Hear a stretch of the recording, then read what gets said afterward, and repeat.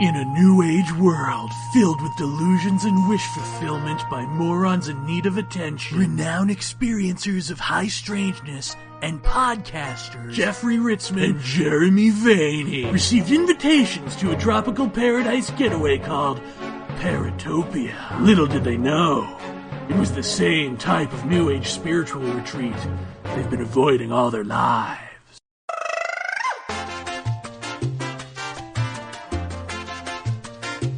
Don't be shy.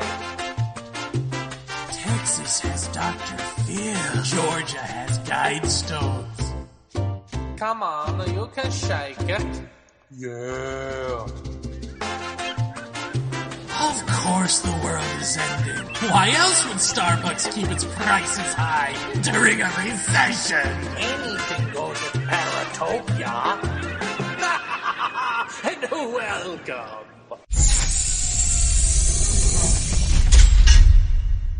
Paratopia, please welcome my very special guests, Melissa Reed, who is a fantastic artist and, of course, the art director, art curator of Culture of Contact events, and her father, Charles Reed, who was the, I'm going to screw this up, youngest lieutenant in the 82nd Airborne? Not entirely. No, that isn't necessarily so. Everybody in those days was young. All right. He was in World War II. That's all you need to know. Well, actually, There is something else we need to know. You went to high school with Gene Shepard, right? Well, I don't know for sure. I haven't been able to clear that up. His movie, what was it, A Christmas Story? That's right.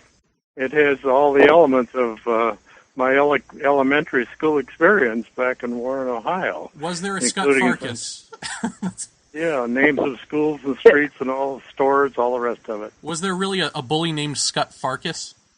Oh, I'm sure there was somewhere in our group.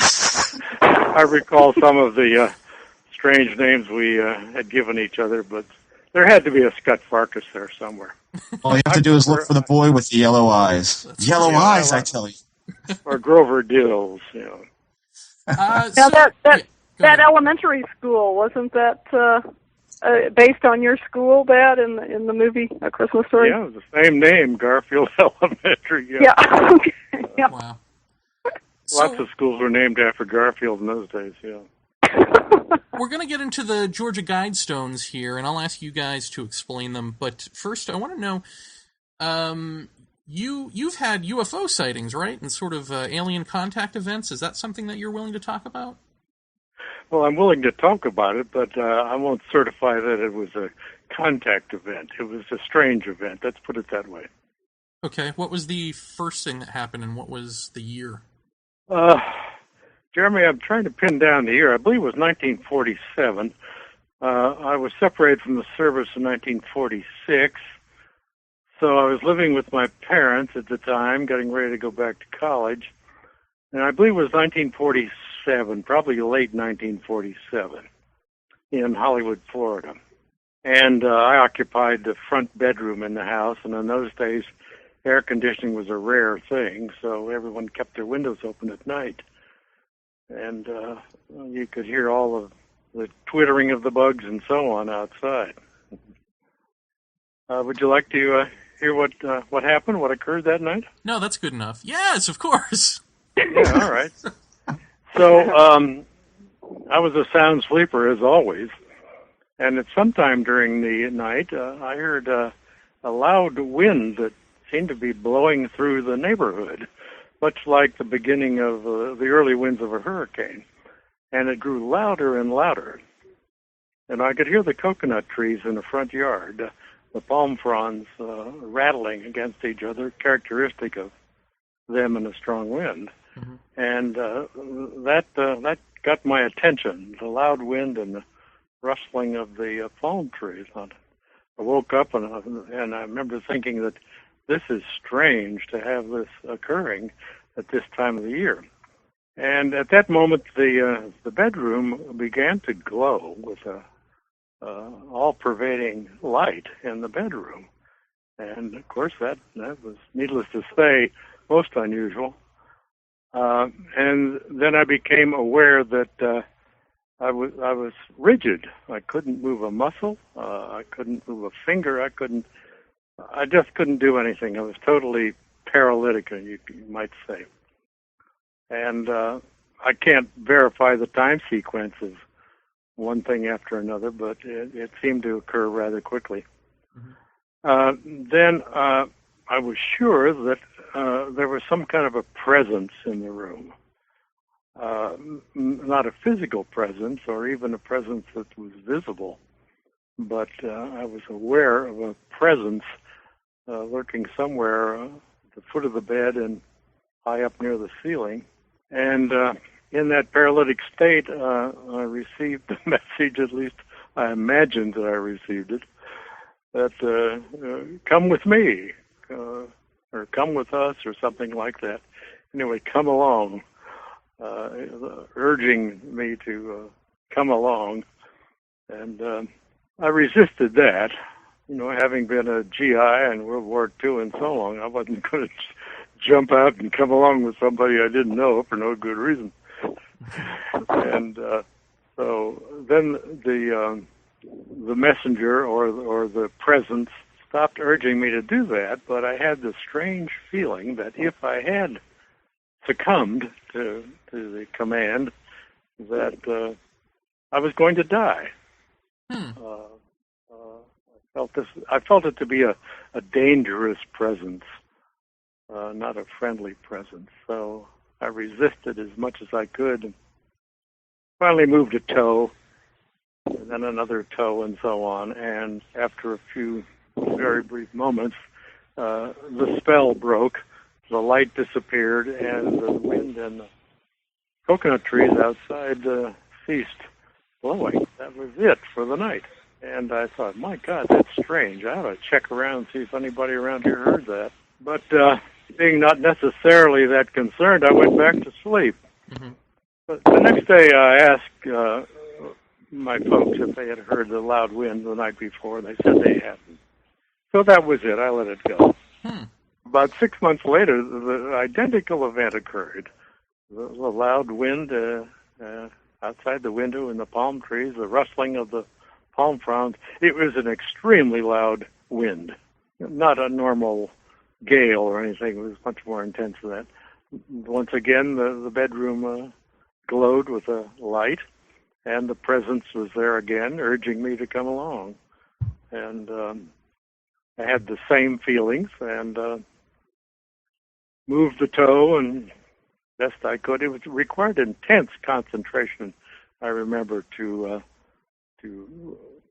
stir out of the paralytic state. And of course, then the light went out and the wind went down, and that was that. So once again, the next day I asked my folks if they had heard a loud wind blowing during the night, and they hadn't. So I didn't say anything about it. It was just my secret or my story to keep to myself. But since then, I've read about what is this paralytic sleep state that some investigators claim you can find yourself in. Right.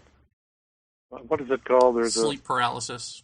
Sleep paralysis. Yeah, I've read about that, and I can't be sure that it wasn't that. I probably. Well, I don't know. I'm skeptical of the sleep paralysis, and I'm also skeptical of that long time ago event. Did you ever see UFOs or something you would classify as a UFO?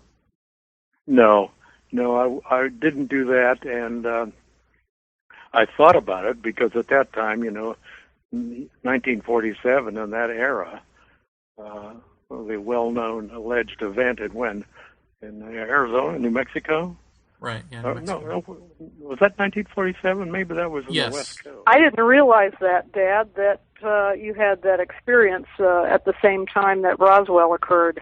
Yeah, it was during that period, late 47, I believe it occurred to me.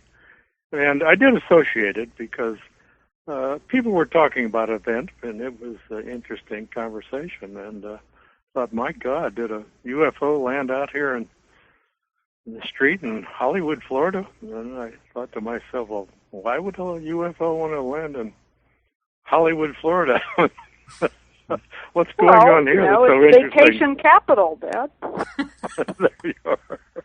Anyway, sure, Jeremy, it did occur to me, and I've often thought about maybe it was, maybe it wasn't, and I've also weighed in on the sleep paralysis thing as well. As I've told Melissa many times with the UFO experiences, and I've read a lot of them, and they're interesting, that I'll believe it. I'll see it when I believe it.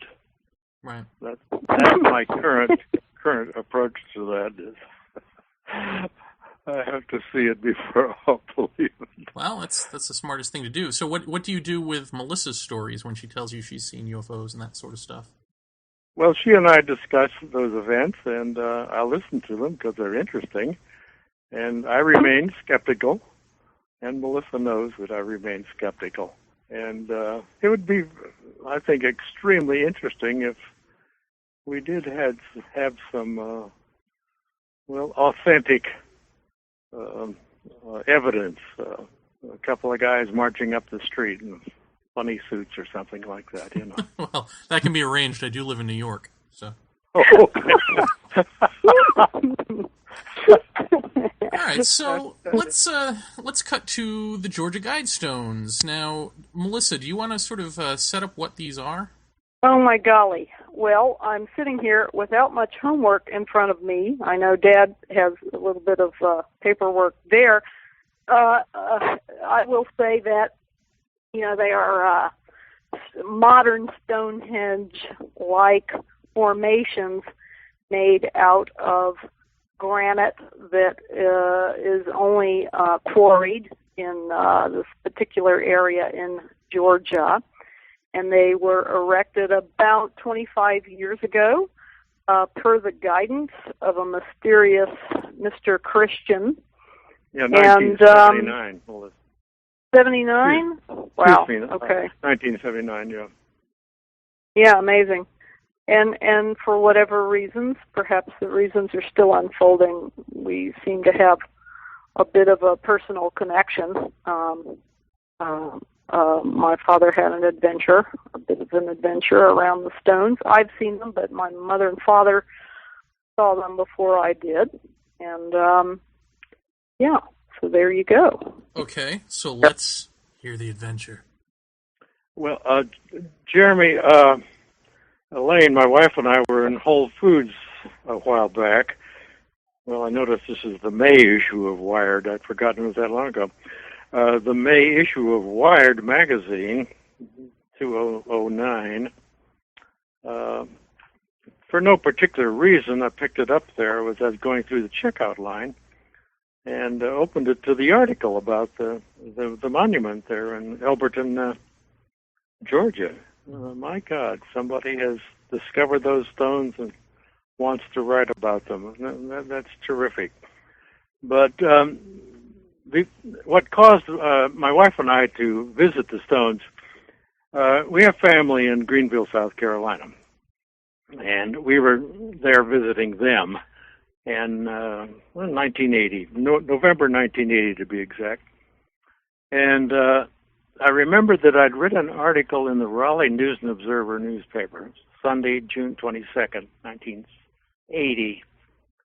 A small article. It was a Atlanta Journal article describing the monuments there in Georgia, in Elberton, and that's that. Okay, no more fuss about it. And I thought, my God, that sounds interesting. I'm going to go visit those next time we're down there. So November 80, we went down there and decided to take a drive to Elberton, and we did, and took photographs. And the most interesting part, though, besides seeing the strange monument in a farmer's cow pasture, was driving into the small town of Elberton and asking somebody about the monument. Well, they directed us to the president of the bank, the local bank, according to Mr. Wyatt Martin, president of the Granite City Bank. Elberton's claim to fame is the granite quarry there. Mm-hmm. So we went to the bank, and I asked if we could meet Mr. Martin, and someone said, yes, come on back to his office, and introduced ourselves, and Mr. Martin asked our business. We said, well, we had seen the monument driving into town, and we were curious about it, and somebody directed us to him. Well, he was most gracious. He invited us into his office, closed the door, sat us down, and began to talk about the monument and the mysterious visitor, the Mr. Christian, and how Mr. Christian had given him drawings how to design and erect the monument, and Mr. Martin showed us some of the drawings he had and discussed the whole thing and drove us out to the monument to explain it all to us. And he took us to the quarry also to meet Joe Fendley, according to the Wired magazine, who was Elberton Granite's president, the quarry president. So, we had the complete tour. I thought that was wonderful. And he gave us a sheet of what was to be carved onto the guidestones, they were called, and in what languages and what the commandments were to be. And he explained, wasn't explained in this Wired magazine article that clearly, but Mr. Martin explained to us that he had a difficult time finding people that could translate these commandments into the 8 languages: Russian, Chinese, Arabic, Hebrew, Hindi, Swahili, Spanish, and English. But he did get some guidance from the University of Georgia. Evidently, he found some professors there that could help him with some of the languages. But he had some problems finding people who could deliver Hindi and Swahili and so on. Well, you can imagine in 1979. Mm-hmm. But anyway, he accomplished the goal and his promise to Mr. Christian. He explained that Mr. Christian never really told him where he was from or where he was going, but he did place money in escrow in the bank to complete the project, and he mailed in, I guess, various installments of funds as the project progressed, and he never really talked to him again. He told us that Mr. Christian represented a group of concerned people. He didn't call them citizens, but a group, I think, that wanted this monument to be built in order to provide 20th century guidance to citizens and humanity and so on. It was a grand plan to provide a new set of commandments on how to behave and survive on the earth, considering the direction it was heading in, and still is, needless to say. Do they give any sense of a date of, doomsday or something along those lines? What kind of a date, Jeremy? Doomsday or some sort of No, big event? There's no talk about that. Mr. Martin didn't mention or discuss any serious consequences if we didn't obey the commandments. There was no doom particularly connected with it. I believe it, in my opinion, that it was an attempt at, enlightenment more than anything else. Of course, concerned enlightenment. Were the stones? Did they have any particular alignment to stars or anything along those lines, like we see with Egypt? Yes, they have several alignments. The Wired magazine explains that rather well, and they have some good diagrams in there. What is the main stone called? It aligns with the North Star, and then what are the other alignments? Well, with the solstices, the winter solstice and summer solstice, which would correspond, of course, to Stonehenge. And there are 2 or 3 other important alignments. I've forgotten what they are. But there's significant alignments comparable to Stonehenge. And evidently these alignments are valid today, and they still work, yeah. what's interesting is, you drive, at least in 1980 when we were there, you drove down the paved country road, small town Georgia, and suddenly you see this monument standing on a high portion of the farmer's cow pasture there. Nothing around it, no trees. There it is, sticking right there in the middle of the cows. Did you find it odd at all that they gave you the grand tour, that you were a stranger, and they just said, hey, let's bring you on out there? Well, yes, I thought it was really terrific that Mr. Martin took that time with us. He took several hours with us, and I suppose that, we didn't go in there with the idea of being, hey, what's this nutty thing out there in the cow pasture? We did explain that we had heard about it, and we'd wondered if anyone else had, and he was glad to explain it all to us and how it came about. I suspect that he didn't get a lot of visitors or people who were aware it was even there. Alberton is rather out of the way. Mm-hmm. And, I remember, Dad, that he seemed even a bit, from your story, maybe a bit agitated or at least excited about being able to talk about it, almost relieved that he could talk about it with you. Well, agitated isn't the word after all. He was a bank president, and bank presidents aren't supposed to get too agitated. Anyway, no, he was happy to. He was enthusiastic about explaining it, and come on, get in the car, we'll go look and see, that sort of thing. He was happy to show us what had occurred and how it happened. I didn't realize you went to the quarry as well. That's fantastic, Dad. I didn't know that. Took us to the quarry, yeah. The thing that interested me was how was that particular spot of land selected, of all the places in the U.S. or the South or wherever. Evidently, that particular spot of land has some geographical significance. I still don't quite understand what. It's higher than most of the land around there, if not all of it. It's on a bit of an upgrade. And that had some significance, according to Mr. Martin. And Mr. Christian, the mysterious visitor, had his group evidently had scouted and studied and selected that particular spot of land before they talked to Mr. Martin about erecting the monument. So, did he mention anything about Mr. Christian in terms of him? Was he human like the rest of us? Was he a weird kind of guy? Like what was his demeanor? He didn't talk about him in terms of personality or anything of that. He just described him as the mysterious visitor, only known as Mr. Christian. Where he came from or where he went, he had no idea, because whatever communications he had with him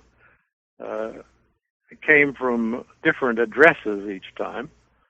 But Mr. Christian would supply the money as needed. It would, I don't know how, by wired or whether he wired the money or whatever, but anyway, he said the money was always on deposit when he needed it to complete the project. And do either of you know offhand what exactly was inscribed? What the commandments were? What was inscribed? Yeah. Mr. Martin gave me a printout of what was to be carved on the stones. I noticed this evening that this is dated 7/20/79. So that's the year that, we had visited in the following year. Mm-hmm. All right, the capstone on top. Let these be guidestones to an age of reason. All right, and that's in Sanskrit. It should be, but this says Sanskrit on each edge of the capstone. That's carved in there. All right. Then each face is to be carved in a different language: Russian, Chinese, Arabic, Hebrew, Hindi, Swahili, Spanish, English. Now here are the the Guidestone commandments or rules. Maintain humanity under 500 million in perpetual balance with nature.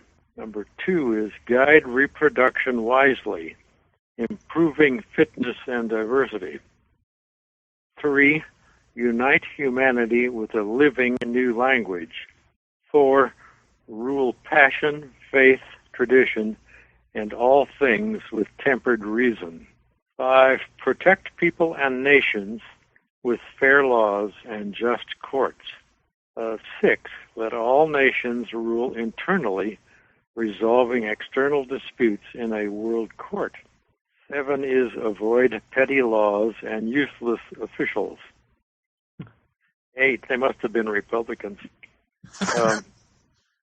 8 is balance personal rights with social duties. 9, prize truth, beauty, love, seeking harmony with the infinite. And 10, be not a cancer on the earth. Leave room for nature. Leave room for nature. And they're carved in those various languages on each of the stones. So how do you feel about what all of that means, Dad? Well, you can't dispute their importance and in a way their profundity. Looking at them right now, this evening, they at the time they seemed unique, but right now they seem rather prosaic to me at the moment. Maybe it's because so much has happened politically and otherwise since 1979. Well, let me ask you, it seems Chuck. though we're not paying enough attention to such this wisdom like what is presented there, are we, Dad? And how do you feel about... Well, I don't know, Melissa. Yeah. Okay. I think we're perhaps paying more attention to these things than we have many years in the past. More so because of all the environmental movements and awareness of global problems, the climate problems, and so on. I just recalled now when I said that. Jeremy and I used to do a lot of diving in Florida. We're kind of Florida people. And over the years of diving, there off the coast of Florida and in the Keys and Bahamas and Dry Tortugas and so on, you could see a steady decline of reef life. And it was almost entirely because of onshore development, because development in those years was intense in South Florida. And there was a direct connection between that and the decline of reef life. When I was diving in my 30s, the reefs were just loaded with all kinds of fish and coral and beautiful things. But then after a few years, you could begin to see dead spots in reefs and fewer fish and so on. So at that time, the environmental problems were not foremost in anybody's mind. This was after the war, and people had had enough of that, and it was gangbusters to. But you, Dad, you as a very aware architect and designer of buildings and homes that were in tune with the land, you were aware of how important it was, and still is, of course, to care about the earth, weren't you? And this is what you taught me as a little kid. Yes, of course. That's true, Melissa. I was always, I suppose the word is sensitive about that, and I don't like that word development that's always been used to identify massive building construction projects. I don't call that development. I call that building construction or speculation or whatever. And whenever I've had gigs at the North Carolina State School of Design dealing with students, one of the things I would say to them is, now you have to remember that whatever you put on this chunk of land or on this site, the site or the land will never be as good as it was before you started to build. I didn't know that. That's great. Yeah, of course, that wasn't entirely fashionable to say that then. And of course, the students would be a little bewildered by that, but that's okay. It makes sense now. Jeff, did you have something you wanted to ask? Yeah, in the past couple days that I've been looking these up and kind of researching the backstory, the one thing that seems to come up time after time for me with these is that, well, more than a few things. Number one is that they are, or seem to be, in the public's eye or the public's mind, to a large degree, are associated with things like the Illuminati or the New World Order, things like that. A lot of people talking about, what was I reading? Something today about what was on the very top, which was the Age of Reason, referring to, the Thomas Paine school of thought with, they claim, delves very deeply into occultism and that sort of thing. Of course, reading things across the net, you never know who it's coming from and from what direction they're approaching this stuff. Yes. But it says that the Georgia Guidestones are used for occult ceremonies and mystic celebrations to this very day. Apparently, one church leader in the area spoke out very heavily against these things being put there or being there at all, and he's recently relocated his entire ministry. And there are actually, I guess they would be Christian fundamentalists who say the best thing to do with these things is to break them apart and crush them down and use them to build something else. Oh my God, I hadn't heard that. Yeah, there is, I think here recently, I believe recently, the monuments had been defaced with spray paint saying, essentially, F the New World Order. I think when people see something like, a world court or something like that, they're immediately thinking, well, they want one world government or things like that. How do you feel about that, knowing that that's kind of what this is most closely associated with, as far as I've been able to read, is that they say that R.C. Christian, again, most likely was not his real name, or it apparently became clear to the men that he was dealing with to get this built that it wasn't his real name. I'm seeing here. Do they make a link between Rosicrucian and R.C. Christian? Because that's what immediately springs to mind. What most people seem to connect R.C. to is Roman Catholic, which is kind of strange. R.C. Christian said that he represented a group of men who wanted to offer direction to humanity, but to date, almost 2 decades later, no one knows who R.C. Christian really was or the names of those he represented. So it's really kind of weird. And there's a picture, actually, if anybody in our audience looks up the Georgia Guidestones online, you can see that they've been defaced, and apparently that defacement is still standing on them to this day. But I'm at a loss here because I honestly don't know that much about the proclaimed Age of Reason and Thomas Paine and how all of that fits in with this. I don't quite get that. But apparently, due to its occult philosophy, it's very much attracted the negative thoughts of Christian people in the area, apparently. So I'm curious how do you feel about that? How do you feel that does that any of that ring a bell to you as to? Well, I'd forgotten that there was some mention in the Wired article about a local maybe fundamentalist or so on being upset about this. But I didn't know that the stones had been defaced. I wasn't aware of that. I'm not sure exactly how recently that's been, but apparently the defacement is still on it. No one they were has spray painted, cleaned. I believe, right? Yes, spray painted. Yeah. I remember concerning the spray painting. I remember when we visited the thing, my wife and I, the cows were rubbing themselves against the monument. There was cow hair and clay marks and all the rest on there. But yeah, the name Christian probably would upset some of the people around there as well.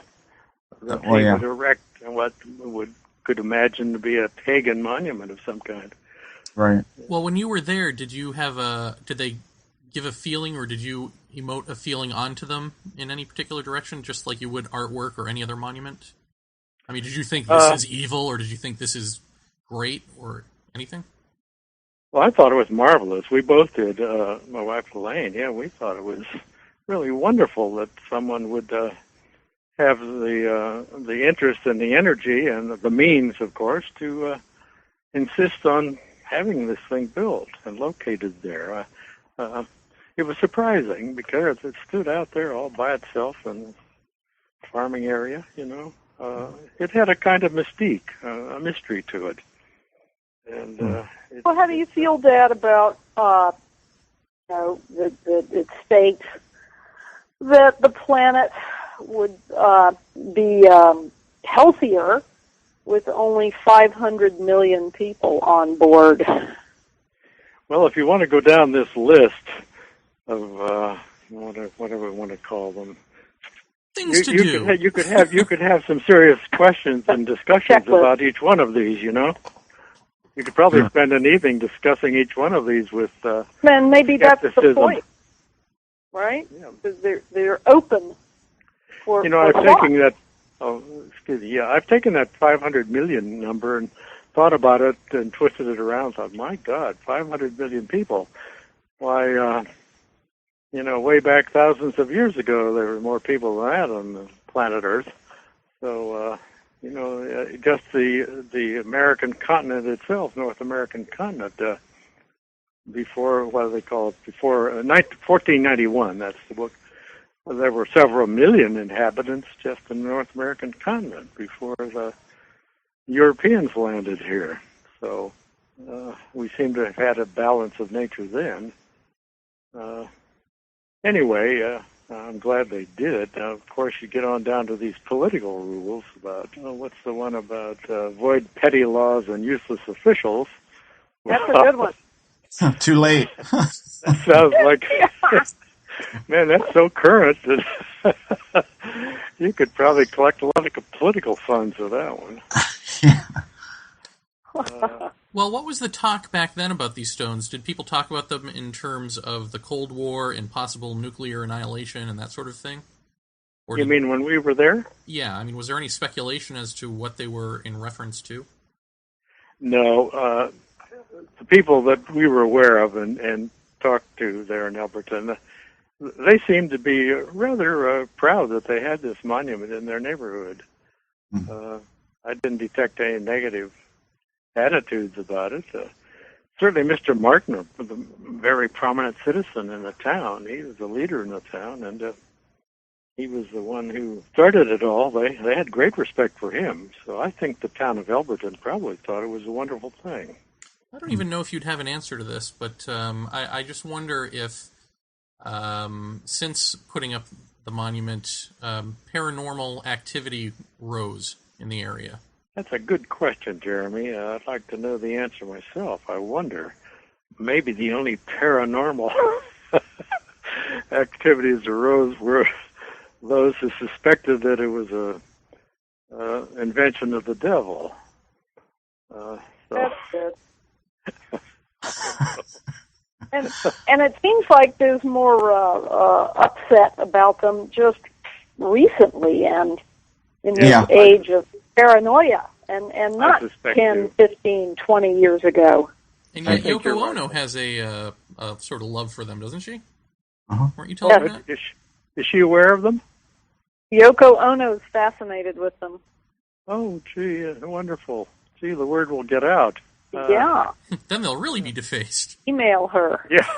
Well, here's the thought I got, and this I got actually after work today on the drive home, because I actually studied a little bit about Elbert County, Georgia, where this is.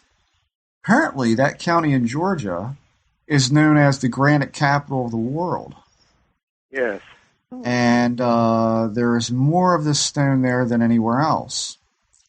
And I got to thinking, and you would be a great person to ask since you were there.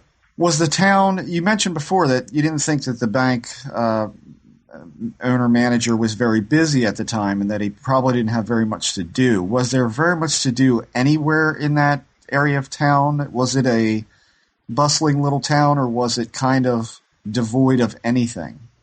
It was seemed to be your usual prosperous small southern town. Mm-hmm. They were proud of being the granite capital. I recall that. Right. Yeah. And of course, another thing they mentioned many years ago, a movie came out about bicycle racing, and it was centered around Bloomington, Indiana. I've forgotten the name of the movie or who the movie stars were. Mm-hmm. And it had to do with the townies whose parents or whose fathers were quarry workers. Breaking Away, Dad. Breaking Away, that's the name of the movie. Well, anyway, some of that movie had been filmed there in Elberton at the quarry. Oh, okay. Yeah. So they were proud of that. Yeah. They had been in the movie, yeah. I just have to wonder, if the idea of somebody, some mysterious someone coming in and I mean, obviously this thing could not have been cheap even back in those days to construct, not only the granite, but to have somebody sandblast those letters into it or carve them out however they were done. But the idea of having this stranger come through town and erect this monument and have all of these astronomical alignments, and like you said, the center stone has the hole cut through it where you can see the North Star and all of that, which ends at that, gives it that little bit of mystique to it. And then honestly, I mean, I'm not particularly religious-based guy, but I don't see anything in the 10 the grocery list here that really particularly offends me. Other than the 500 million thing is a little bit what happens to the rest of us. But I have to wonder, and it's just occurred to me on the way home, is could this be some kind of thing that the people of this town secretly got together and made in order to cause a little bit of a news story and actually have something that people would come to town to see? Because I would think a bank manager would be all too glad to show you this, considering he may have been one of the people who was involved in building it. And then number two, if he wants to really popularize this whole thing for word to get out, he would take you around. He would take hours out of his day to take you around and show you these things and take you to the quarry and all of that because, hey, more people come to town, more people spend money in the stores, more stores are banking more money, on and on and on. I don't know. I just kind of got to wonder about things like that. Did you get a sense that he was acting? Well, no, I didn't, Jeremy. And your idea about it being a tourist attraction for a small town, it would require a great deal of imagination. Oh, yeah. To come up with an idea like this just to attract a few tourists. Mm-hmm. By the way, the Ty Cobb's hometown is just a few miles up the road from Royston. So I suppose they're used to having at least a celebrity around there.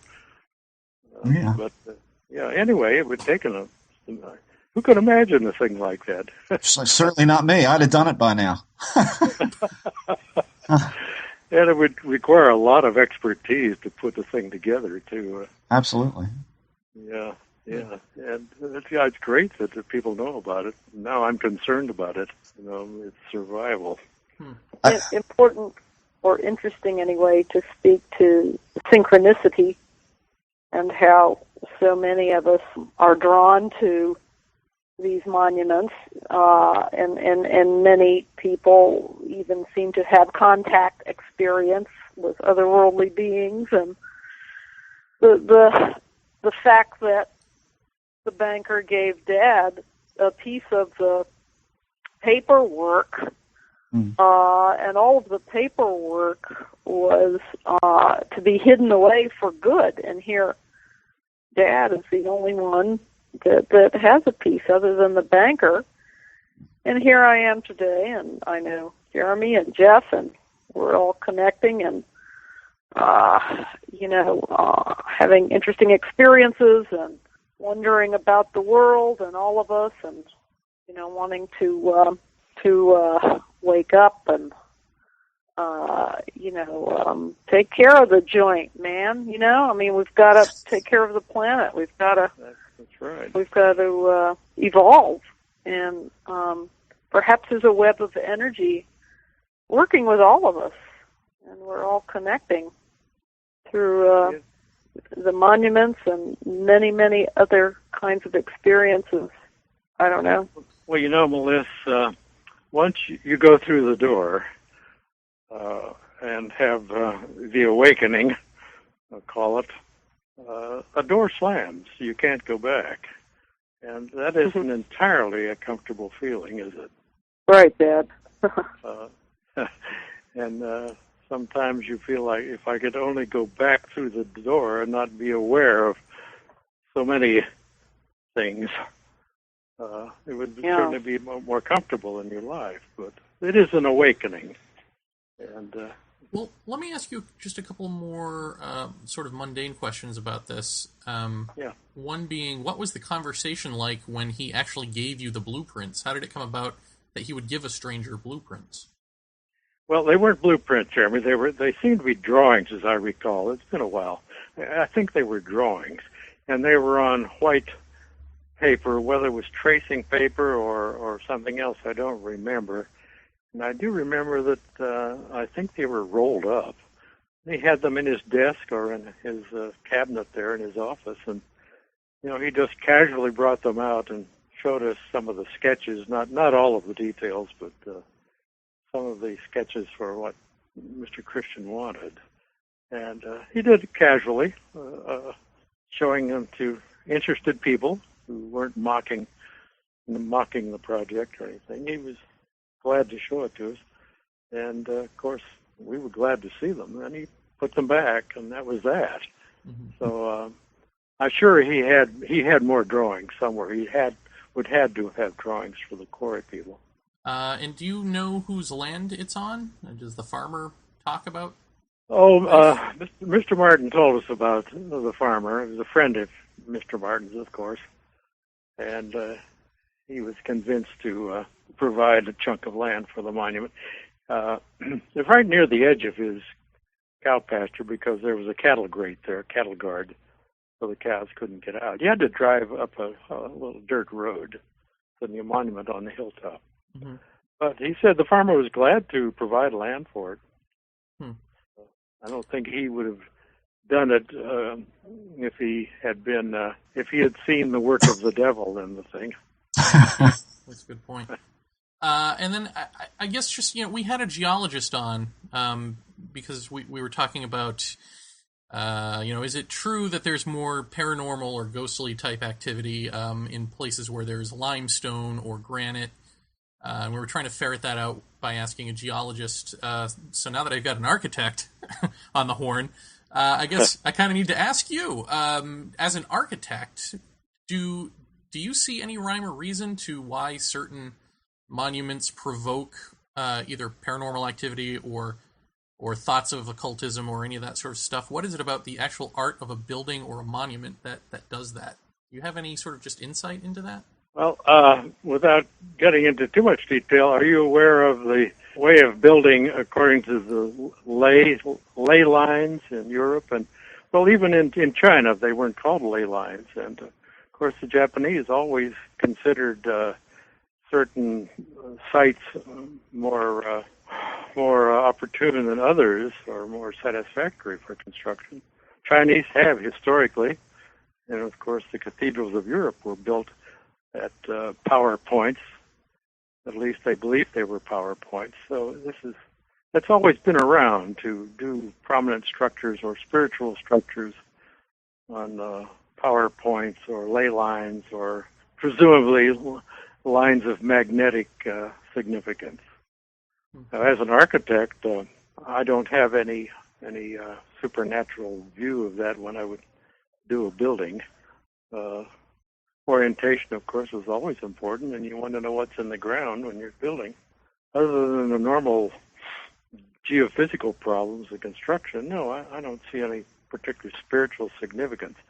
I do recall that limestone is important for purifying water. I believe it used to be called the mother because the deep underground water would have to flow through deep underground limestone, and that was a way of purifying the water. And wherever it would surface, it would be used for human consumption, be potable. So it has that significance, and I suppose we've ruined some of that limestone base, certainly have in Florida. Mm-hmm. Well, and let me just ask you, you just said to Melissa that, once you open the door, sometimes you kind of wish you hadn't. What would you say the door is for you that you've opened that you sometimes wish you hadn't? For me, it occurred with an architectural project. I had been searching for a particular special solution for this architectural project. And I knew that what I was doing, I was dancing around the solution, and it wasn't right. And then after a night of intense concentration on the design project, the door opened, and it was clear suddenly what the solution to the architectural project was. Now, that doesn't sound particularly interesting, but it's opening the door suddenly clarified to me where any architectural design should go in order to be suitable on the land. And then, and before that, you put it down wherever you could and did the best you could and hoped it came out right. But that sudden clarification was the door opening for me, knowing what was the right thing to do. That didn't mean that you were always... Which project was that? That was Peggy's house, Key Biscayne. But that didn't mean you could always do it from then on, but at least you knew what was right from then on. That made things more difficult, actually. Yeah, because then you have to be precise. Yeah, you had to be troubled by it if you didn't get it right, yeah. Could it be it's like taking on extra responsibility in life that you got to honor? It's like standing under a great tree somewhere and looking up toward the upper branches of the tree and sensing that there's a veil there, that there's something beyond that veil, if only you could see it. But knowing it's there, that's what it's about, Mm-hmm. You've probably experienced it in a situation out somewhere in the Grand Canyon or wherever. The veil is there. And maybe the guys who put together this monument knew that. They were trying to get us all to sense the veil and understand there was something beyond the veil. Mm-hmm. Thank you for helping me look through the veil. Okay. Yeah, well, I enjoyed it. It was grand talking to all of you, Jeremy and Jeff. You too, sir. Yeah, thank you very much. Hi, this is Philippe Mora, and I am vacationing at Paratopia.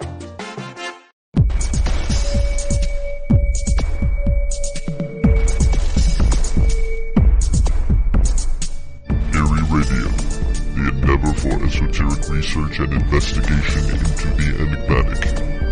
Eerie Radio is a weekly podcast that features interviews with the world's leading paranormal researchers. Download episodes of Eerie Radio from your favorite podcatcher or directly from the show website at www.eerieradio.com. Eerie Radio.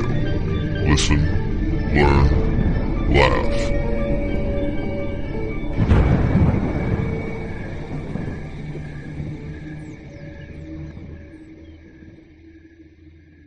Melissa, anything new in there? Oh my gosh, I'm overcome with gratefulness for hearing his words tonight and you facilitating that, Jeremy. We go through our lives seeing our parents in a particular way, don't we? And perhaps it's difficult to face the things that are troubling for us in our parents. And ironically, it's difficult to face the things that are wonderful in our parents, too. And so I got another glimpse of how cool Dad is tonight, guys. Yeah. Well, that's great. I'm glad we had a special father-daughter bonding moment here on Paratopia. Yeah, but you It's know, family night on Paratopia. it's this weaving we're all part of. We're all at this big loom. Well, you know? this is what I want to ask you. I mean, how it's interesting. I guess if I were to just say, he might have had some sort of contact experience plus this weird Georgia Guidestone thing, I might not find that to be anything more than coincidence. But the way that it came to me, I think, was like somebody had mentioned the Georgia Guidestones, and I took an interest in it, and then I asked you about it, and then you were like, "Do I know about the Georgia Guidestones? My God, my dad was the and like seeing it at that angle, it looked like a giant. That can't really be a coincidence, can it? You know what I mean? Oh. I mean, how much stuff are we all linked to? Well, yeah. I mean, please. I mean, we've got to. First of all, we've got to eradicate the word coincidence from every kind of perspective we take these days. You know, I mean, it's a waste of energy, I think, at this point to say, maybe this means nothing, or maybe it does mean something. You know, there's an intelligence, layer upon layer of energies and an infinite intelligence at work. I think that's what I sense sometimes. You know, it respects our so-called free will, the energies at work, but I think there is a little coaxing and prodding going on here and there, you know, and it's more and more intense as the planet is in worse and worse shape. And, I think everybody's on board. I mean, beings and energies from other worlds and other realities and all the rest of it. Like I said, it's like the Earth show is the biggest show in the solar system these days, or the galaxy, rather, or who knows what, the universe. And there are thoughts and energies and writings that have come my way synchronistically that resonate deep down in my spirit that speak of how everything is interconnected. And so whatever, we do here affects the rest of existence. And so, there are energies that are concerned about the terrible things that we're doing on the planet, Well, what do you make of your dad thinking that what is actually malevolent intelligence that contacted? Okay, yeah, and I caught that, and I don't remember him ever saying that. Well, my first reaction is to say Dad is very cool in that, he is one cool cookie in, difficult situations. Heck, he just returned from World War II, the Philippines, he was 19, and running things, or whatever the heck he did. He did it with a leadership capacity there. And so I think he was taking in the experience in, a very non-attached way. But that said, at this point on my journey through life and otherworldly experiences, I think I sure as heck know that the moment I decide a thing, an experience, is a particular kind of energy, then it shifts yet again, it's shades of gray, We can't. There's just infinite possibility in every experience. I'm not going to draw conclusions anymore. And that's a whole different perspective from being naive or experiencing, through rose-colored glasses. It's a very different thing. I think there's clarity in that. You are a clear glass, letting the water move through you. Huh? Nothing. Jeff? Well, just as far as Chuck's experiences, I just want to make note that the man had just returned from a highly stressful experience and was in a highly transitional state. Correct? Yes, sure. Yeah. In case anybody hears dogs barking, there are dogs barking. So. Run, Toto, run!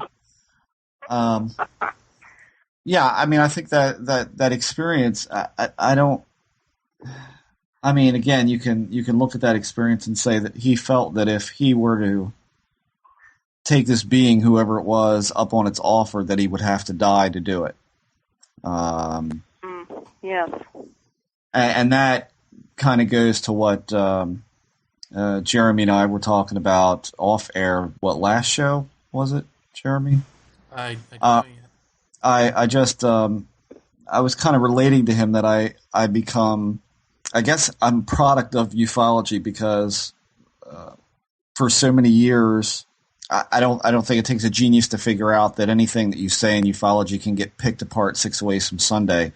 So you have to be extremely careful with what you say and careful what direction you want to go in with this stuff. And so I'm just going to throw this out there, and whatever anybody thinks is what they can think. But Melissa, as far as like all of these questions, like what we talked about when we were talking at the X conference and tonight, I mean, I get the distinct impression that just like what your dad said is really kind of important because it's that synchronicity for me. In that, I do think that a lot of these things that we're not going to know until the last heartbeat clicks off. And we're no longer here. I think that is going to be the time where everything is all of a sudden going to make sense, which of course falls in line with every sort of religion that we've ever been exposed to. All answers will be revealed and all of that. I mean, do you get the sense of this that you can understand it, maybe how it works a little bit, or maybe you can get those shades of gray we're talking about, but really that the full spectrum of what you're seeing and what you're experiencing isn't really going to be that visible as long as you're breathing?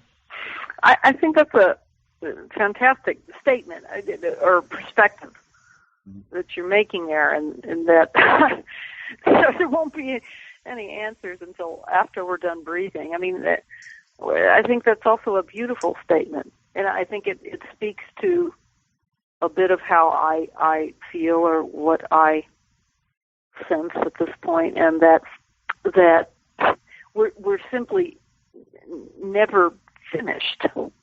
Right. And there's a word that just keeps kind of going through my head here. Okay, when you mentioned that Dad felt that he might have to die to go with this energy.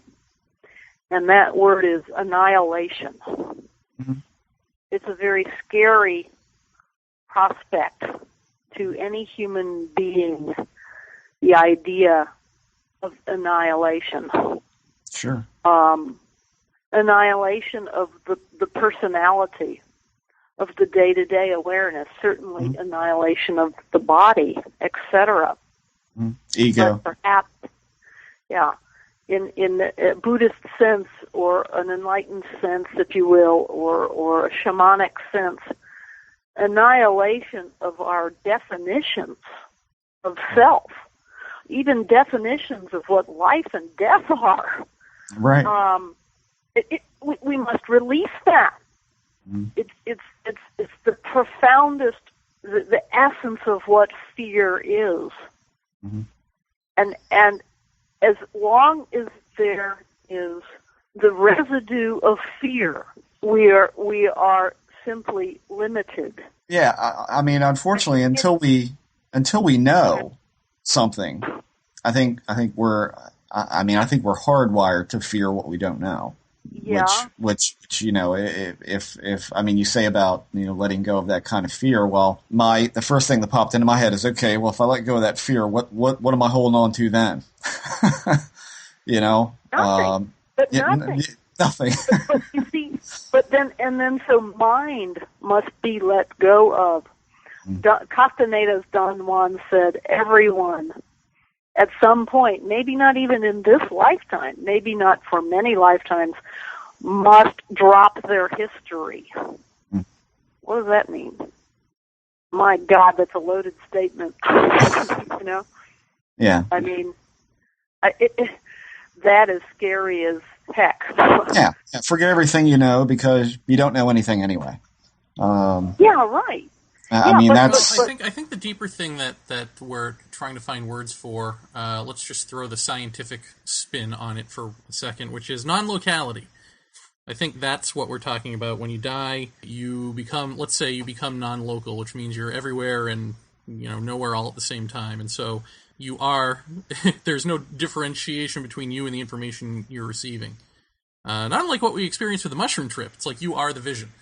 And I think that's what meditation gets at. It's all about clearing away the self and clearing away the locality of you, clearing away the thought process that is of the brain, that is local, so that non-local, universal, whatever word you want to use, energy informs you. And I've certainly, not just the shroom trip, obviously, but also the big I am experience. I definitely experienced multiple perspectives all happening at the same time using this brain.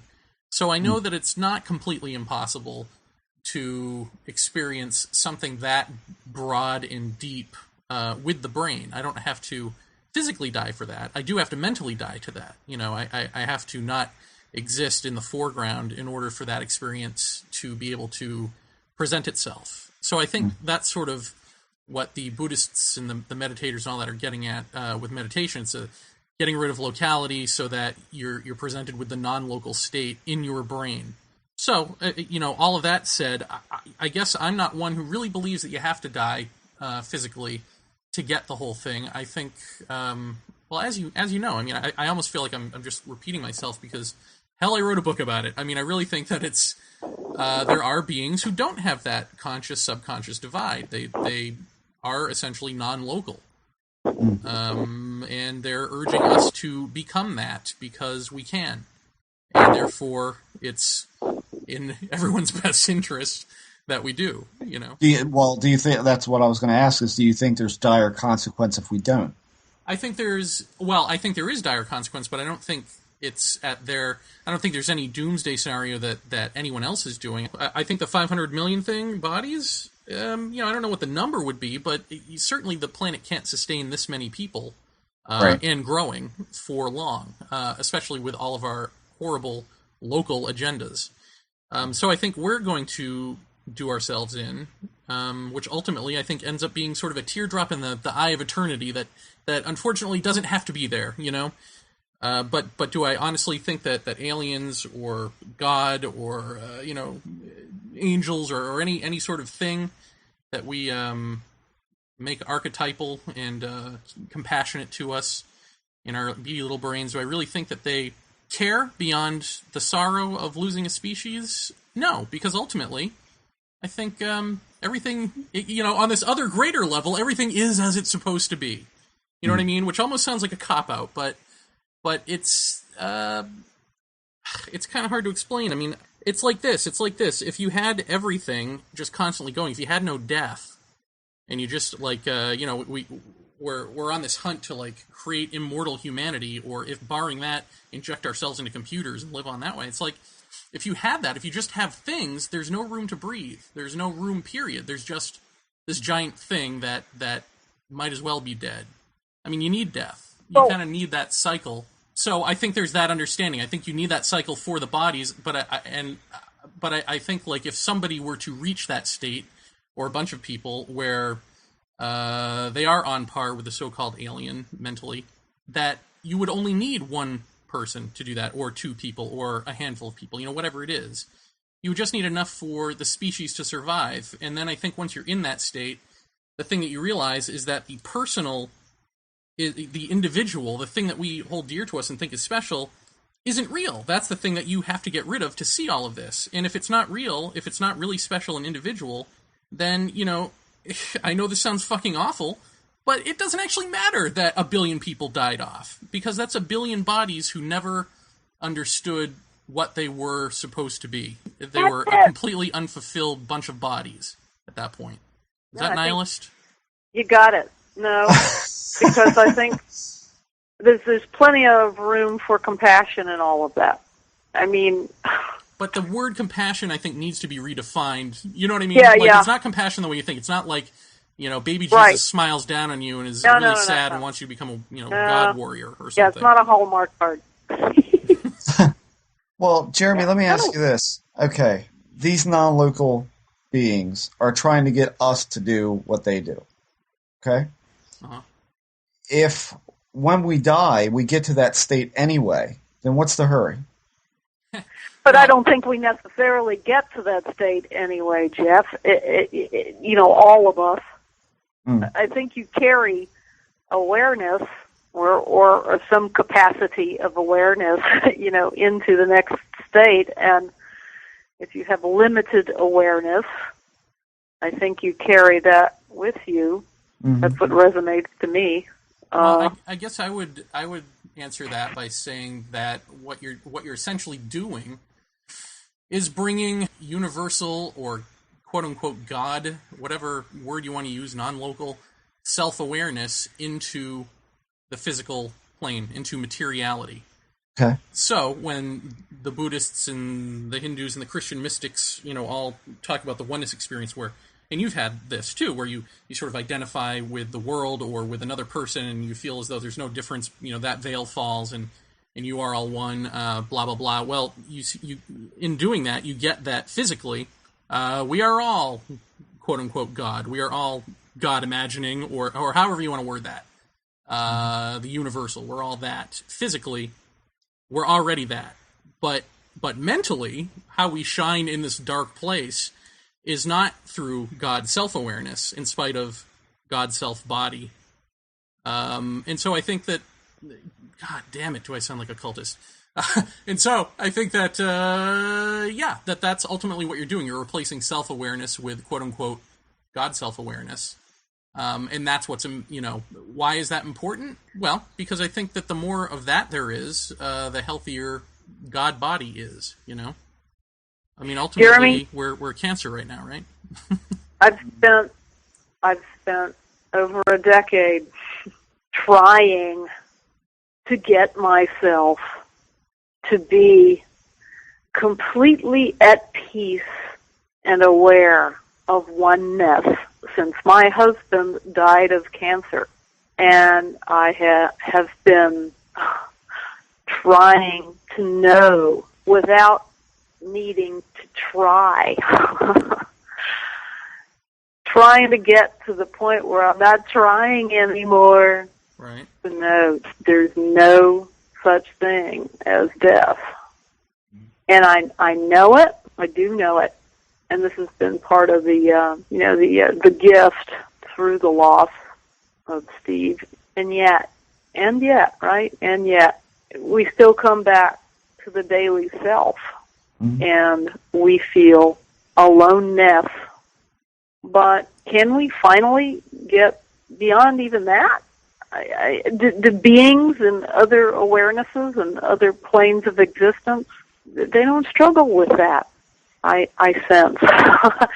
and there are, I've had my own experiences with incredible beings and post-loss that there is no such thing as death. And then I think about some of the experiences that Whitley Strieber has written about when he went through death and of a friend, and Michael Talbot, and who wrote the Holographic Universe, and how the beings helped him see that there was just no such thing of death. And Anyway. Well, all of that said, I still don't want to romanticize it for the simple fact that we don't know what problems happen at that next stage. Right. Right. I'm sure it could be a whole new set. A whole new set, yeah. Yeah. I mean, that's does any of this ring true to you? Or do you think or are you thinking like I should never have co-hosted this show with Jeremy? No, I understand what you're saying. If you get to oneness, then there's a whole new set of issues you have to deal with, huh? Oh, sure. Doing oneness now, so now I've got a whole new homework assignment, huh? Right. Yeah. Yeah, Jared. It does to a point, but I have. I mean, like I've told you before, I think that the entire thing with me, and the paranormal in general. Let's just kind of couch it in that. I think is all, and I mean, I've had this said directly to me by these things or people or whatever you want to call them. Let go, that kind of thing. And I've told this audience before. I've told you before. I've told Melissa. I am control freak. Not so much in the sense of my things or my house or my car, but more in the sense of self-control, knowing where I am, trying to be rooted in reality and all of that, which is why something like the mushroom was such a terrifying thing to me, because it is a complete surrender to something else. I get that. I get that whole sense of needing to let go of yourself and let go of ego and the self, as you say.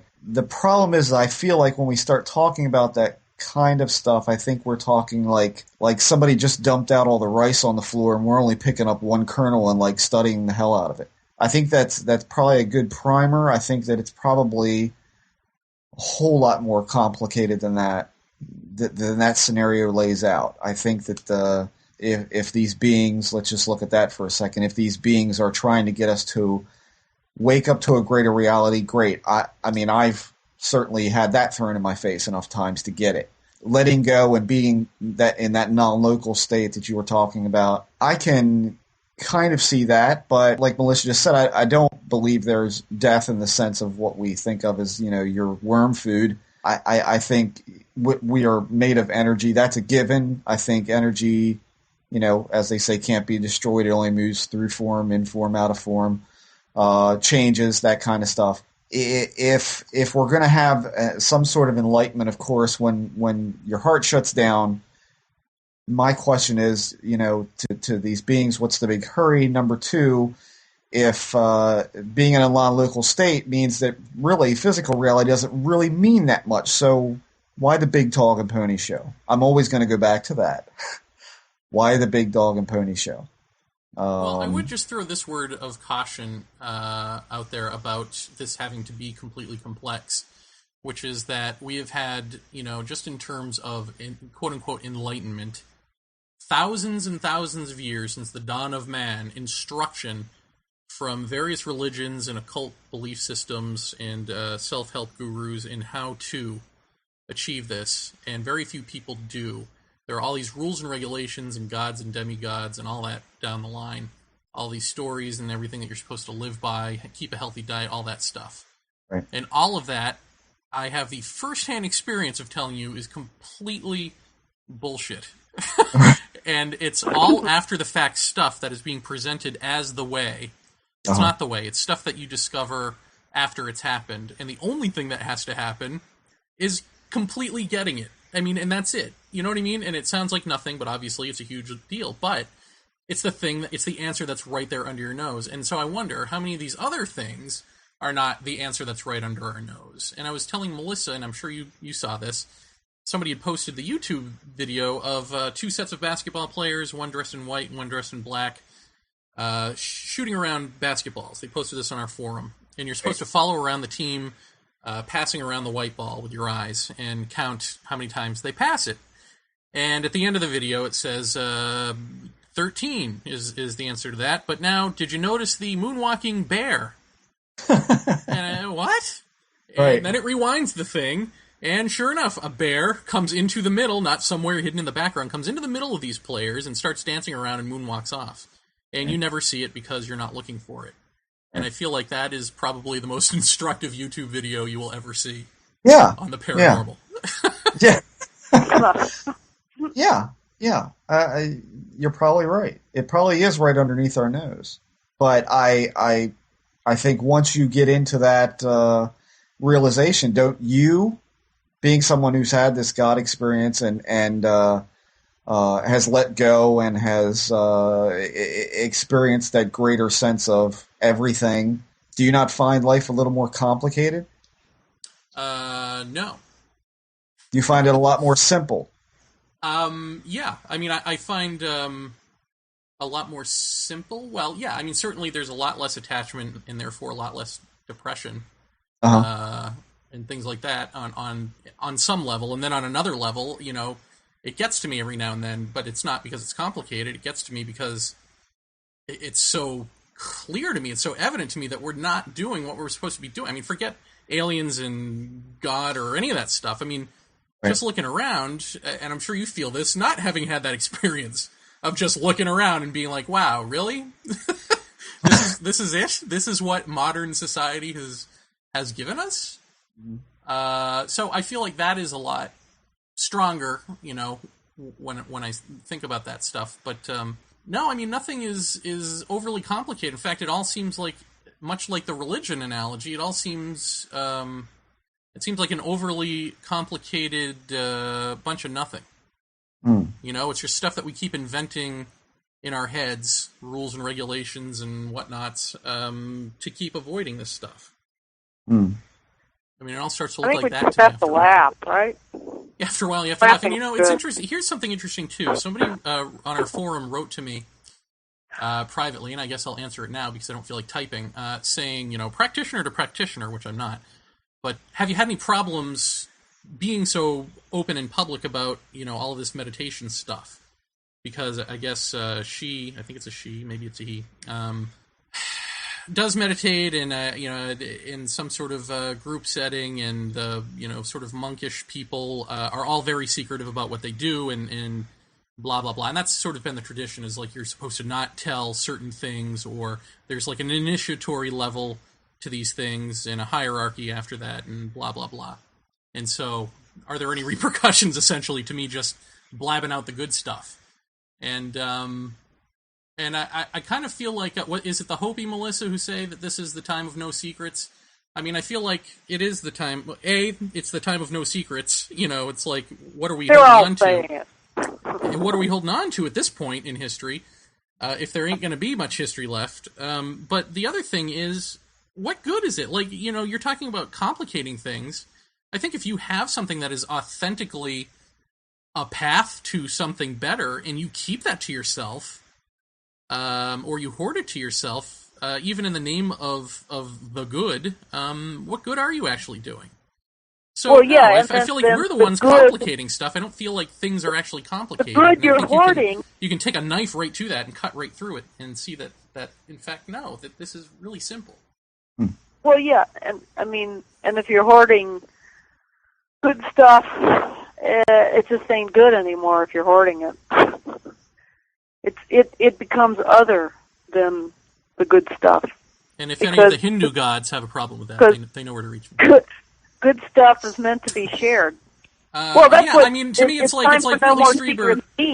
Whitley Strieber said he doesn't want to cast pearls before swine because it bit him in the ass, essentially. And I say that we're all swine. And so, yeah, of course swine is going to bite you, but so what? Who gives a shit? You know? I mean, I think Whitley whines a lot. Well, she said that, I didn't. Did I say that? I love you. I love Whitley.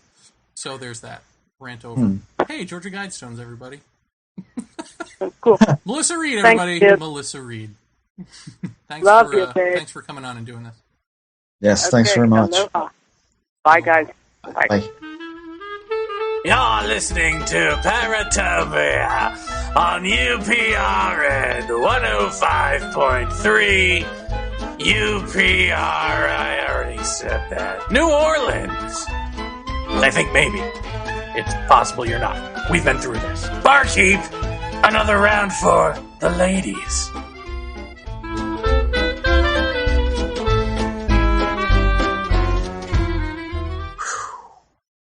a whirlwind. That was all over the place. Yeah, pretty much. Yep. Any regrets? Well. It's 11:11, by the way. And how do I know? Because I just looked at the clock. And the clock is always doing that when I look at it. I've got 11:12, but that's okay. Well, as far as the Georgia Guidestones, if I had to reduce it and say what's that all about, I would have to say a little bit of controversy, a little bit of mystery, a little bit of stranger walking into town and erecting a monument that cost, a lot of money. And it's a good mystery, right? So what draws a crowd but a good mystery? I mean, I tend to think it probably it might have had something to do with the town trying to generate some publicity or to generate some visitors. I mean, who knows? I mean, if not, then let's just say, for instance, this was some kind of Illuminati thing. What's the purpose in that? For what? Apparently, nobody goes to it except visitors to the area. Well, I guess it would be if there's some sort of giant disaster, a flood or something, that these things would survive. They'd be above sea level, just in the right place, blah, blah, blah. And so Caveman, with his amnesia, would look at them and be like, that's what we need to do. Yeah, I guess that makes sense that a separate evolved human being would know how to read. Fucking break. I think it's bizarre. I think it's an interesting story. I think that, some of what is on it is probably pretty sage advice, but I certainly don't get the whole thing. Like, there's an activist out there, his name's Mark Dice, Christian conservative political activist guy.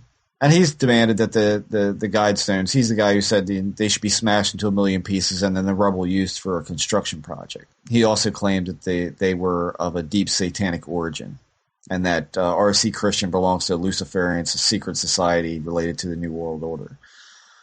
I mean, anybody got a Marlboro? Because I'm feeling a little like Dale Gribble whenever I start reciting stuff like that. I think the controversy of that alone, I think the fact that it's, like the American Stonehenge, I think I mean, for the structure itself, it's an interesting look. Go see it for that. But I honestly don't see anything, satanic about it. I certainly don't see anything. It's weird. I mean, it's weird. And who's to say that R.C. Christian wasn't just an artist who decided to have a little fun with everybody? I mean, it happens. I've done it. I've done installations that nobody knew about that I did with my friends back in college, and nobody could figure out what the hell it was all about. And I just sat back and watched some of the hysterical, premises that people put forward as to what they thought it was or what it meant. So it could be as simple as something like that. It's not that they're not interesting, but I think people are reading a whole lot more into them than I would care to. So, what about you, Jeremy?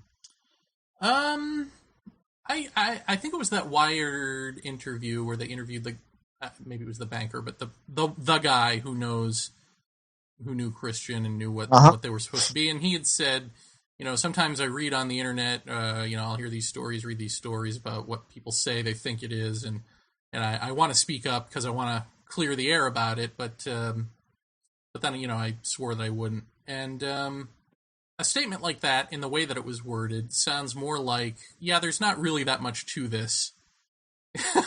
Because if there were, say he knew the world was going to end now, wouldn't you speak up about that or something? Or if that... I don't know. It's only supposed to be 500 million of us. Yeah.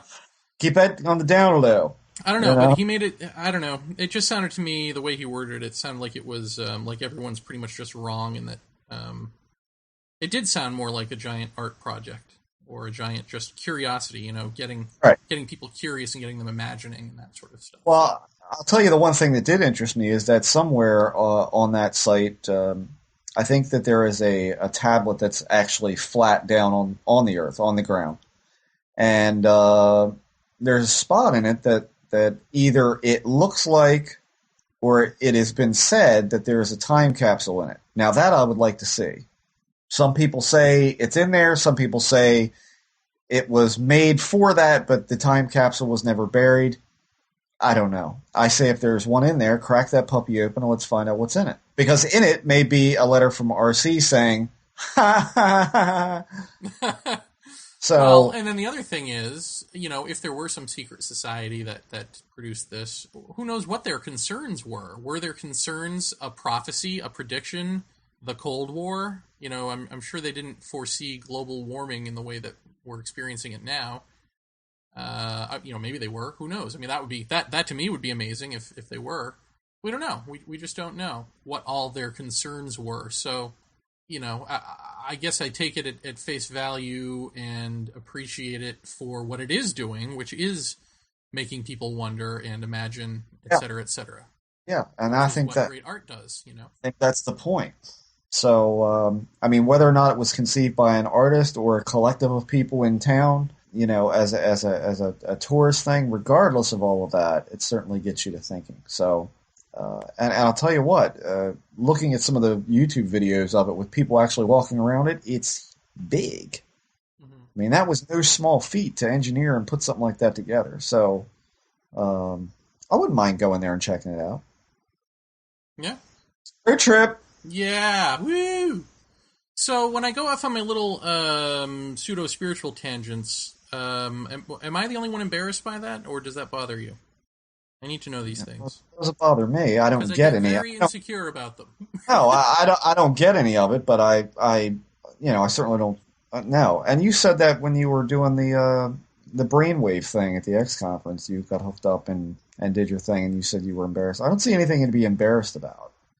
You're certainly not embarrassed to talk about a UFO sighting. Why would this be any more? Because it's a deeper level. Yeah, because this is claiming to know something about something. Whereas UFO sightings like, I saw this thing and I don't know what it was. And now I'm saying I know stuff about shit that you don't. Right. Well, I think that you do know certain things about that area that I don't, or that many people don't. I'm not sure. I'll put it to you this way. I don't know exactly what those experiences and what that mindset is. I don't understand it. I don't. And the other day, and I have to admit this to you, and I'll say it on the show. I was thinking about some of the stuff you say, and I'm sitting there going, "Yeah, I don't know what he's talking about. I don't get it.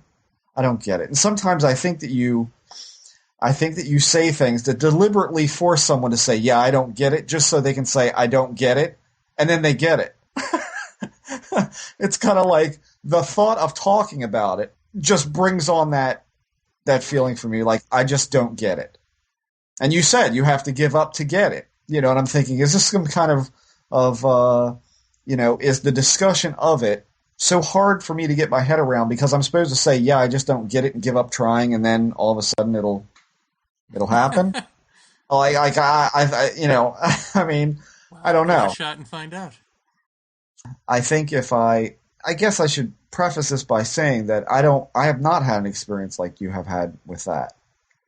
But I did have a friend of mine a long time ago who was just a fun guy to hang out with, and we would go out to clubs. This is I was just out of college, I think.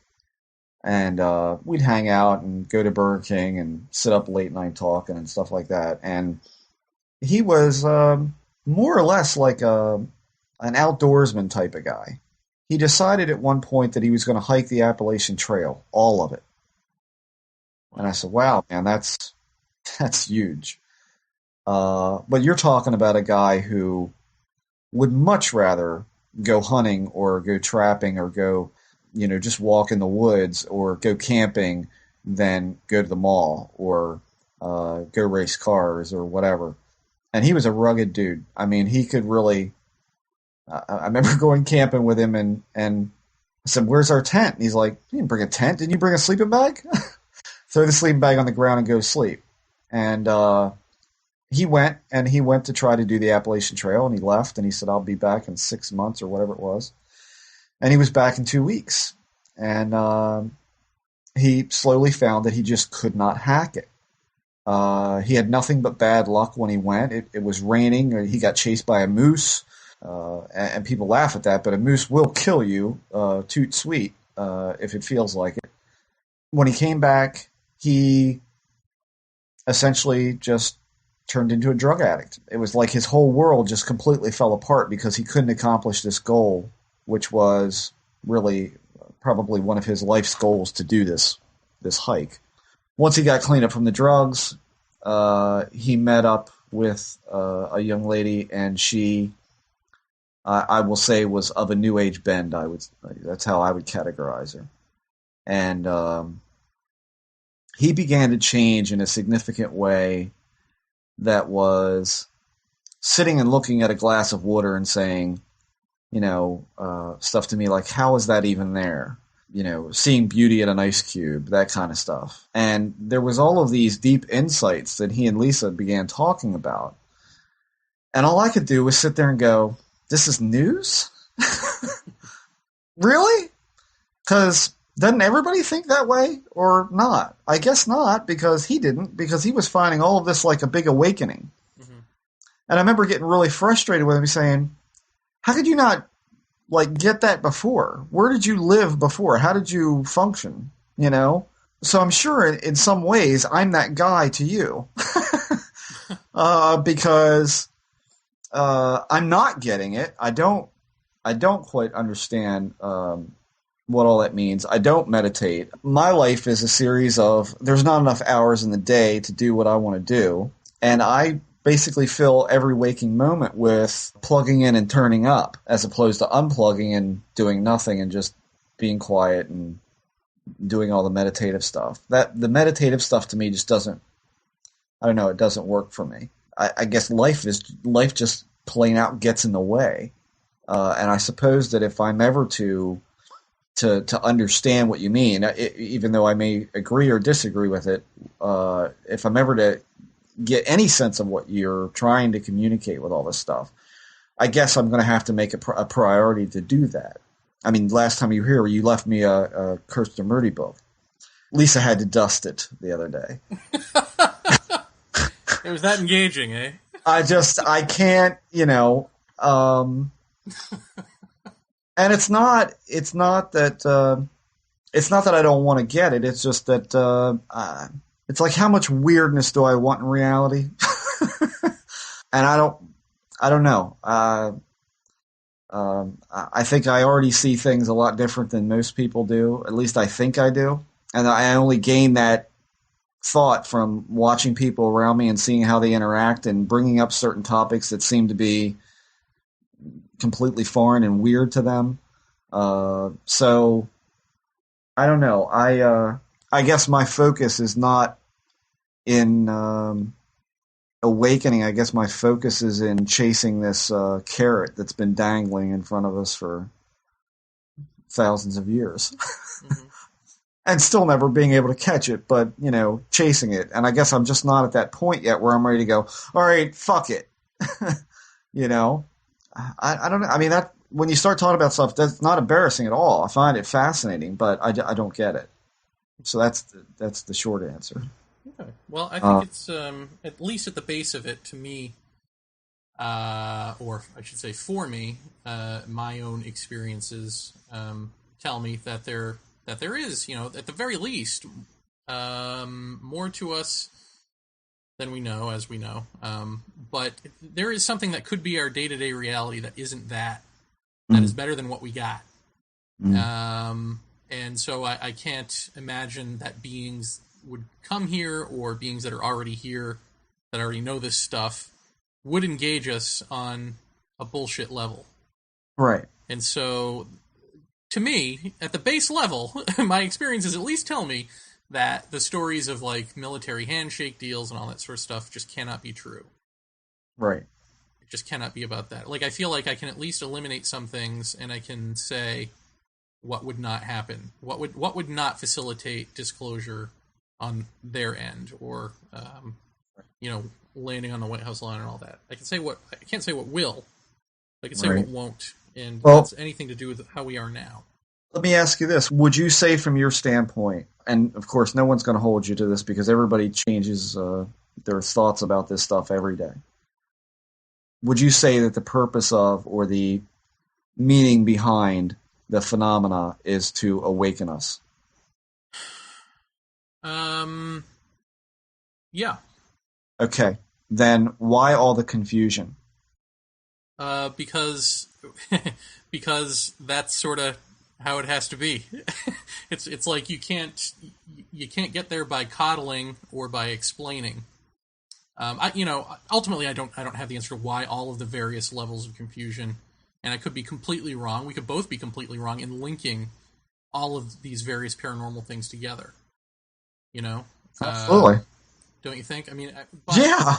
Yeah. But if we're just to assume that that's not the case, at least for the sake of this, well, I would say that because they don't want to engage us consciously, they play to us unconsciously. They play to us subconsciously. Mm-hmm. They do all kinds of crazy shit, or things that appear crazy consciously, but not unconsciously. But the other option, I think, is what I've said before, which is that if they are of a whole consciousness, then we're only going to be able to get part of what they're doing, the surface level that connects with our surface level. The rest of it we're not going to get. So a complete action on their part is only going to partly look rational to us. The rest of it's going to look kooky.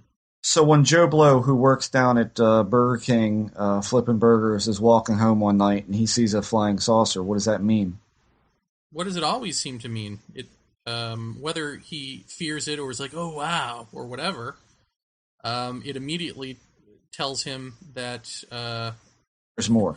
There's more, yeah, that the box we put ourselves into is not real. And that the people who are laughing at it and making fun of it are completely wrong. Mm-hmm. And therefore authority is wrong. This is sort of the interesting thing I thought about when Chuck was talking here. And in reading, we're going to have Maggie Jackson on, who is a fantastic author of a book called Distracted. But she talks a little bit in there about spiritualism, and it used to be the rich people in America and Europe were way into spiritualism. And then you look at, UFO cases that involve military people and the best and the brightest, of our day and all this. And so you've got these people in authority and these people with money who are having these varied paranormal experiences and interests in the paranormal throughout generations, and yet, just like George Hansen says, still the authority line on it is to laugh at it. Right. And the more I think about that, the more I hear these stories from, people who were top-of-the-line military, Air Force guys, who should know better, right? Right. How is it that we're still laughing at this stuff? It just doesn't make any sense to me. Is the elusiveness of it all, because marginality and anti-structure all goes into that elusive nature of what this is. Is it because we're supposed to work towards it and work at it for what? Certainly to get awakened. I mean, in terms of waking up or whatever that means, part of your question about why,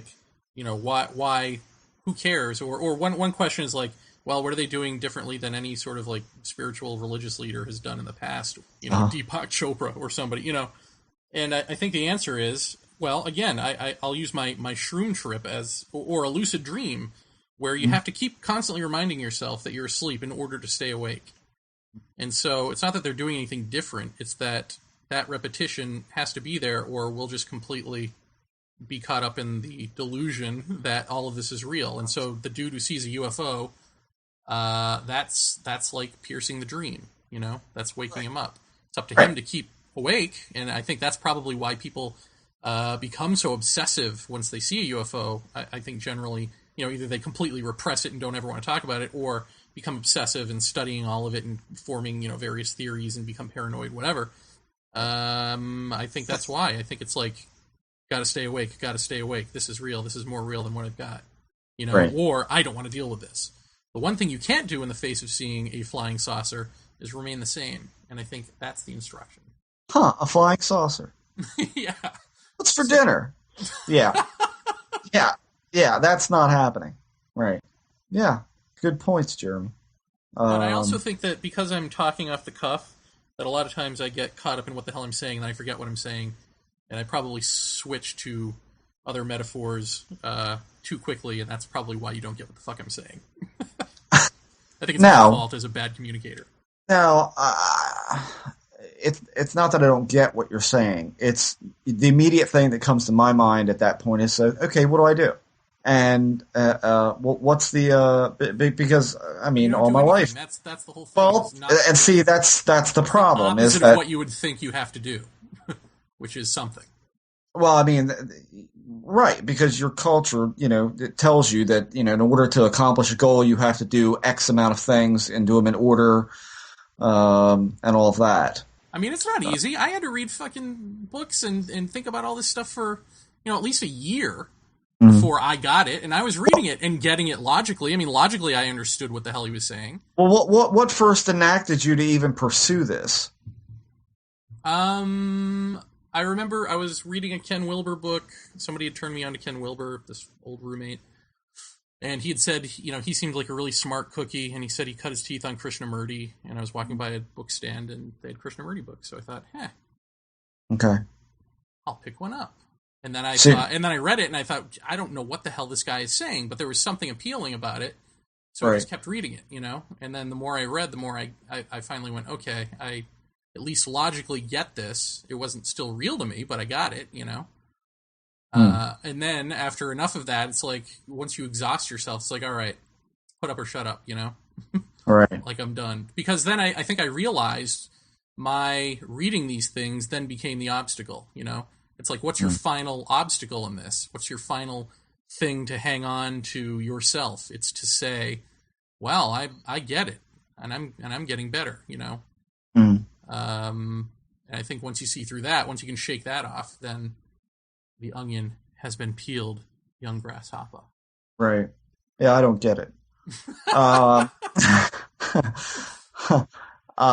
mean, I kind of go back to that one experience, which I've probably talked about, where the beings, I don't know that I went anywhere. I didn't go anywhere, but I was in my bed. I was at my mom and dad's, and I was laying there, and, they show you things that more often than not, you'd probably rather not see, because there is a feeling that goes with it that is, I don't know, kind of virtual reality based, I guess, sort of. And I saw the moon. I saw the moon, and I saw the sun, and I saw both of them with like razor clarity, almost as if you were there. And I remember making some comment about the moon, and thinking, knowing that I wasn't on the moon, but knowing that this was something I'm being shown in some kind of panoramic thing. And I was like, it's such an amazing thing. It's this nature and this, how this all came to be. And the reply to that was, what do you think, that's real? And not, do I think the what I'm being shown is real, but you think the moon is real? You think that's real? And with that came the all-consuming horror, which was, well, if the moon's not real, then I can't be real either. And then there was this overwhelming, yeah. Mm-hmm. And I don't know that was the point where I said that I didn't think that the way this world works and the way we get up and we eat breakfast and we go to work, I've thought all my life, this is really not how this is supposed to be. Dad shouldn't have to go to work. Mom and dad should be able to stay home with me, and we should be able to go to the ocean or whatever. I mean, was that a dream or was that a real experience? That was an experience. And one of the very few that I recount that happened in bed. So there's always that twinge of thought in me that it was some sort of dream state. But when you're awakened by someone slapping you on the forehead, then I don't know. I kind of think that happened just by virtue of how the sting felt when it hit my forehead. I don't know that was the point where I realized that all of this is not exactly as real as we think it is, but more like a game or more like a let's watch and see what he'll do next if we do this or we do that. And so I kind of got into this mindset that do they kind of set things in motion? Do they are they responsible for the synchronicities or chance meetings like you talked about tonight? Are they responsible for that? Are they responsible for meeting people that will kind of further you a little bit? That kind of thing. I don't know. This is all just a big dance to me. To me, the question is, can you be responsible for those things? Can I be responsible for who I meet and? Well, not just the mundane, who I meet, but can you be like that? Can humans be that thing? And if we can, why aren't we trying to get there? I mean, how many ways do you need somebody to fucking hit you over the head? If you've got like these experiences telling you, and you've got your radio partner telling you, and you et cetera, et cetera, at what point do you say, you know what, I'm going to stop chasing after the dangling carrot and fucking dust off the book and sit down with this? I mean, what if you realize nothing's working? Well, thanks for the bitch slap, Jeremy. And that goes for the entire audience, by the way. I mean, I've told you before, and I've said this on the show, that I don't think there's any answer to all this stuff that we're chasing. But I'm not so... I think, like you said, it's one layer to the onion. But I feel like it's like the drugs. It's like you need to do it to get there before having the discussion. Yeah, I'm sure you do. I don't think it's this. It's like, well, look through the telescope already, Right, yeah. I don't know, I guess I should crack the book, eh?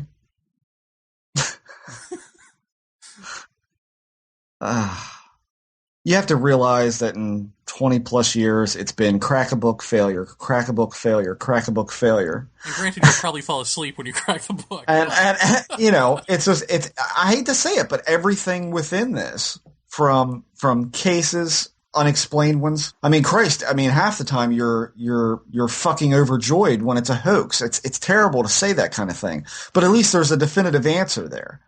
When you've got these unknowns floating around all the time, what do you do with that? You essentially admit to failure is what that is. A victory in ufology is admitting a failure to explain. When you've got a hoax, at least you can say, here's how they did it, here's what's going on, here are the people involved, and here it is, and lay it out on the operating table. And then just start dissecting it. You just said a probably one of the most brilliant things I've ever heard. Somebody quote the man on that. What was it? A victory in ufology is a failure to explain. Yeah. That's genius. Well, that's what everybody wants, right? Everybody wants, you see a flying saucer, you want it to be unexplained. You don't want it to be a Frisbee. So we're chasing abject failure all the time. That's what we're looking for. And everybody can sit around and throw theory after theory out, and you and I can do this till the cows come home. We're always going to be wrong. I don't care how you cut it. That leads me to exactly what we've been talking about privately, which is that I'm hanging on by the last grips of my fingernails from just dumping this all over again. And just, doing the show and talking to people and all that. But after that, just getting up and walking away from it. Because honestly, yes, George Hansen stuff, yeah, it's intensely interesting. McKenna stuff, intensely interesting. I think probably, and this will surprise some people, I think that George's stuff almost fascinates me more than McKenna's does. But I think that when George talks about marginality and anti-structure and all that, that's all pertinent to the conversation. And a lot of people don't recognize any of it in this. They just take the UFO field or the ghost thing or whatever. They take it at face value. This is what it is. It's ETs or it's our departed. George looks at a bigger picture, a much more all-encompassing sphere of something that he kind of regulates to. How does it affect the people? What are the people doing? And why does this, what happens when this manifests, what's going on in their lives? But that to me is dealing firmly in this reality. We're not going to be able to get to that core, just like he says. Just give up because you're never going to know the answer. All you can do is study what happens around it and try and then make some kind of prediction about what's going to happen in a paranormal sense of the word. But is that enough for me to keep on with this? I mean, I don't know. I mean, new directions are great, But every one that I've kind of landed on within 20 years has been just pretty much one failure after another. Just one, I can't get at it, I can't get at it, I can't get at it. And after a while, you're just like, all right, man, what the fuck ever? You know, if everybody just wants a big mystery, then that's all it's ever going to be, is just one big mystery. I mean, my question that I pose to you is, when we're talking about these non-localized beings who are trying to awaken us to something, to a greater sense of reality, okay, I've already got that greater sense. I get that part. The question is, what's the flying saucer for? What's your green reflexively rotating thing in the sky? What's that for? I don't think you're woken up at all to a greater sense of reality. Well, in the sense of the general public who doesn't think any of this is worth a shit. Right. I mean, you're woken up in the sense... I guess it's the difference between, like, being woken up to, like, oneness, the way Oprah is, and, like, we've got to recycle and do great things to preserve the earth. That's sort of thought-based. And then there's the actual seeing from the point of view of oneness, which none of us really do, you know, which is, like, I think probably what these beings do. Mm-hmm. You know, even if that's a hive mind or something like that. And so I think it's the same thing. It's not just, oh, I get it. There's more to life than going to work and paying taxes. It's actually your brain changing the way it functions so that you can see behind the veil, you know, and be a part of that larger collective. I think that's, if anything, I would think that that's what they're asking us to, you know, I guess join, for lack of a better term. So I guess that would be... Well, I guess the question bears then is, can you trust them? Can I trust them? Compared to what? That it is not... I mean, I don't think you've experienced anything in that state that's inherently negative, but has your experiences... I mean, you most times you ask me, you know, was that uncomfortable? Does that sound silly? I mean, so obviously it brings forth that, but has it... In your life, has it more or less alienated you from people, or has it done the opposite? Has this overall been a positive effect on you? Or is it not a question? Is it not a question of positive or negative? It just is what it is. Yeah, I think it just is what it is. I mean, I haven't suffered at work for it. I haven't suffered friendships for it, or anything like that. Okay. It's eaten away at me, you know, certainly the questions and all that, especially, you know, when I was younger. Well, I mean, you've, and I'm not sure if you want this going on the air or not, but you've related to me that the state of mind that you have now is like, okay, you know, I'm done here. Yeah. You know, in other words, time to die. Well, now we're getting into other territory. Yeah. Well, yeah. I mean, I certainly, when I had the giant I am experience, I absolutely made the conscious decision to remain as I am. And not take whatever that next leap is, specifically to talk about it and sort of hold open the door, or whatever, you know, whatever I can do. And I don't know why. I mean, it was just sort of an instinctive, it was an impulse buy into the shitty reality that we all know and love. Right. But yeah, I mean, I do feel like this whole state of affairs that we find ourselves in, this pendulum back and forth, war, peace, good, evil, you know, all that stuff is just, it's such a dead concept to me, you know, and it's fun to sit around and laugh in it and stir up trouble and whatever, but, you know, ultimately, what the fuck are we doing? It's all masturbatory at this point. Yeah. Kind of, you know, just how you feel about this subject. Yeah. So, yeah, I mean, I do feel like, you know, I'm not about to kill myself anytime soon, but, you know, say I had sleep apnea and I were to die in my sleep, well, I probably wouldn't do anything to prevent it. You know, it's like... Oh, Jesus Christ. That's great. Where do I send the flowers? No, and I'm the exact opposite. I mean, you are going to kill yourself. No. No, I don't think so.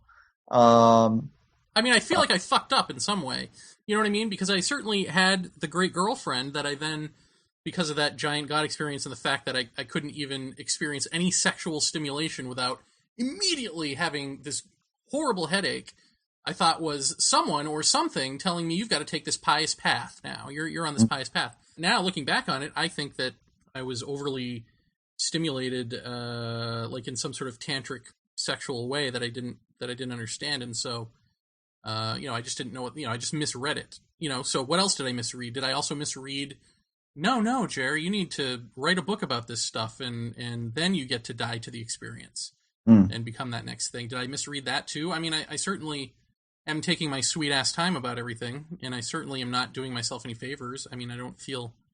It's just weird. It's weird to talk about like, oh, I feel miserable and not miserable at the same time, because I think if I had my old mindset with these circumstances, I would probably have locked myself up by now or killed myself or something. But because of these experiences, I don't feel depression in that way. So even though it's there, even though I see it, it's almost like I'm numb to it. You know what I mean? Okay. It's like I'm sort of numb to my own pain in a way, I guess. But I don't even want to make it sound that dramatic, because it doesn't feel that dramatic. It's just that we're talking about it. Right. Well, Father Jeremy, when we let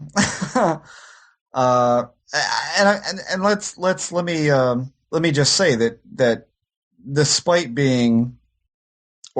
seeing ufology and the paranormal as a big shit bucket right now,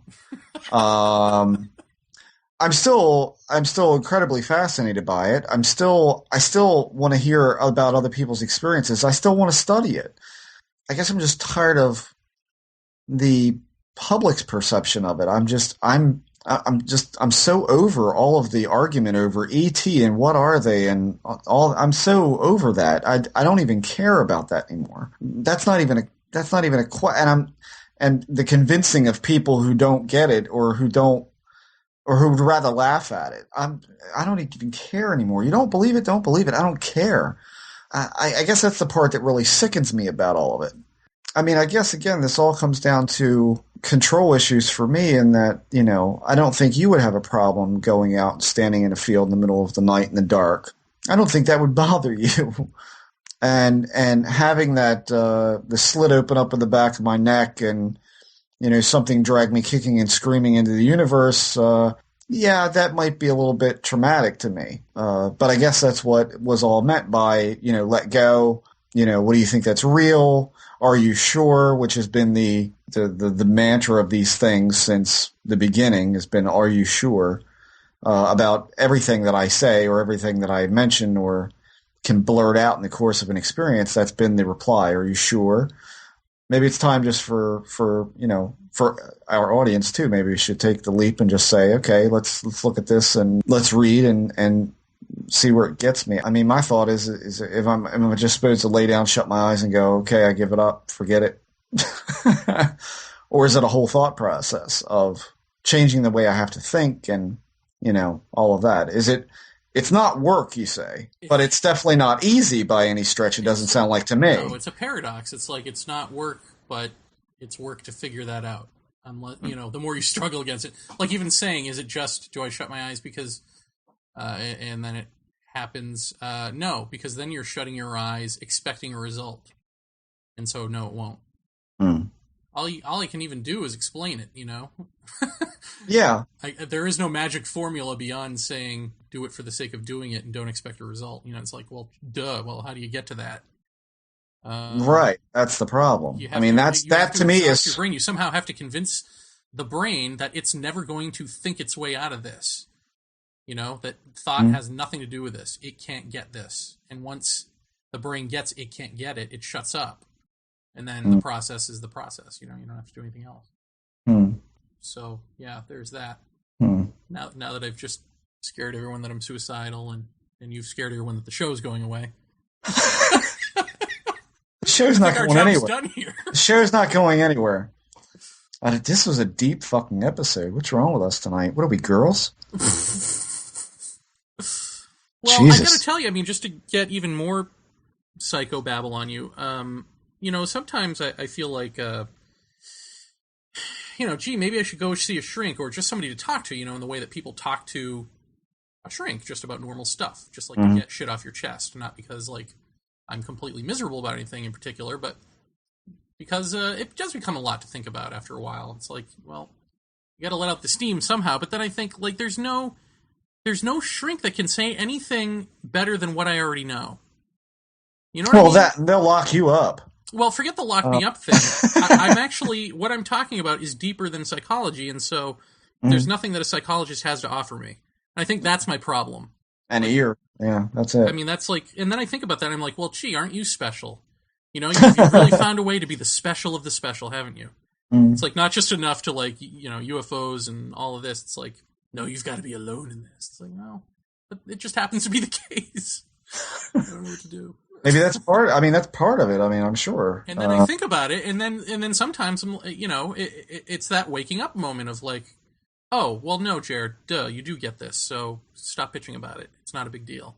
I don't know. I mean, do you feel that way? Like, where you sort of wake up out of yourself now and then and step back and see that the stuff you're sort of whining about isn't a big deal and you really do get it? It's just that you, for whatever reason, are more comfortable bitching about it and being sort of depressed about it? Yeah. Yeah. Back when we were buying the house. Absolutely. I mean, because I have to say, I mean, aside from the birth of my son, which was another time where I go back to the old adage of what I say to you when we're confronted with the woo-woos. What are we doing here? You know? And I often step back from all those kind of situations and go, this is just retarded. Why am I'm talking about daily life here, not anything so deep as what you are, but just in daily life, I go, man, you know, is any of this stuff so worth the effort of getting so bent about? And it's not, but I still do it. I still get worked up over it.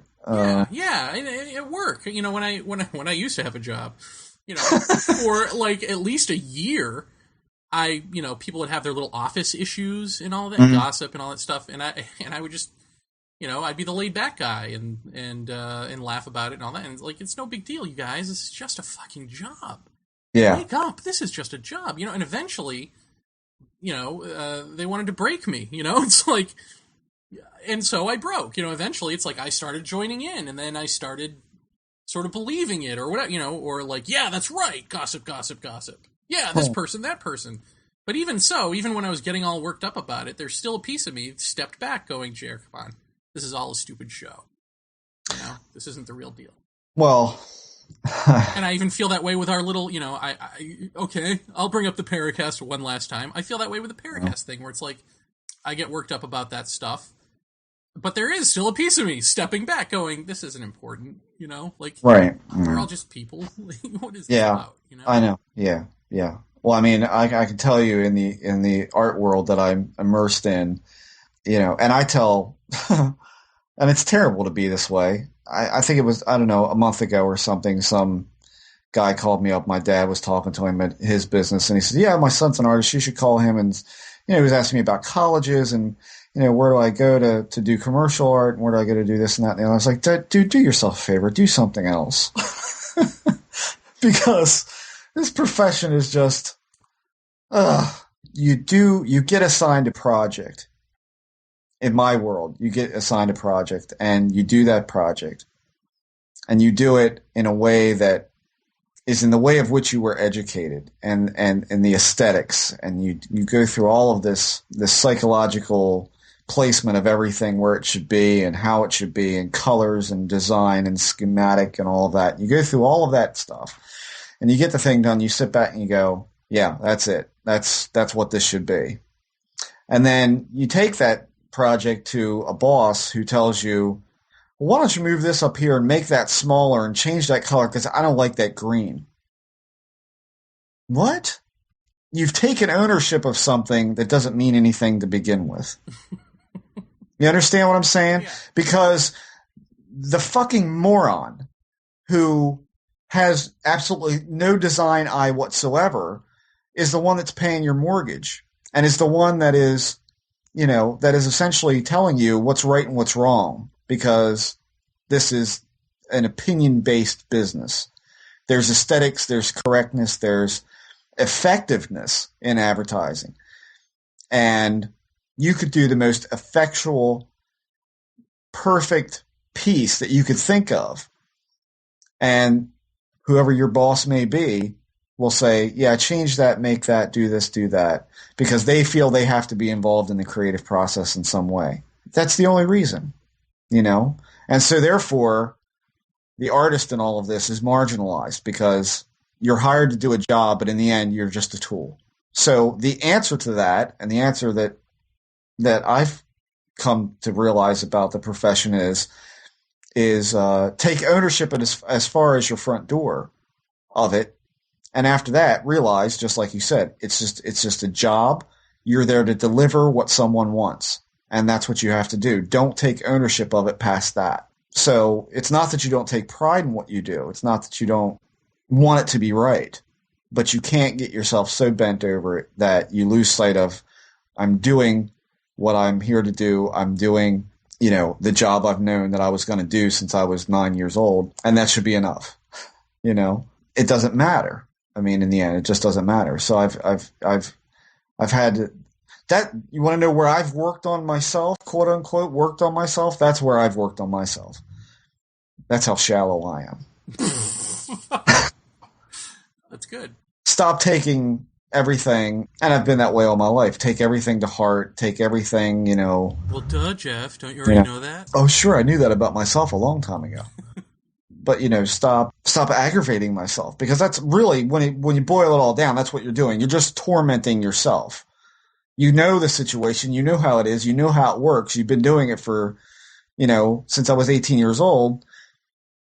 Don't you get it by now? Right. And now it's finally worked its way through my skull at 42 that this is the way it works.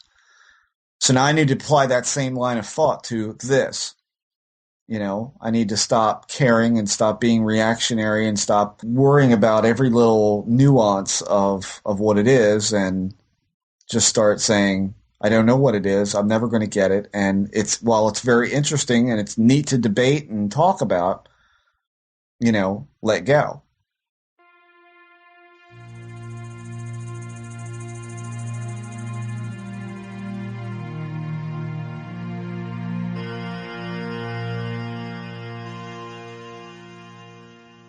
Now that you know we're insane, right to we should get lots of new listeners. Because everyone likes to watch a fucking car wreck. Right? The ambulance is pulling up, Paratopians. Don't you want to look inside, see the blood-battered, twisted corpses of Jeremy Vaeni and Jeff Ritzman inside? Sure you do. Go forth, Paratopians. Be fruitful and multiply. But not over 500 million. Listen to the Stones.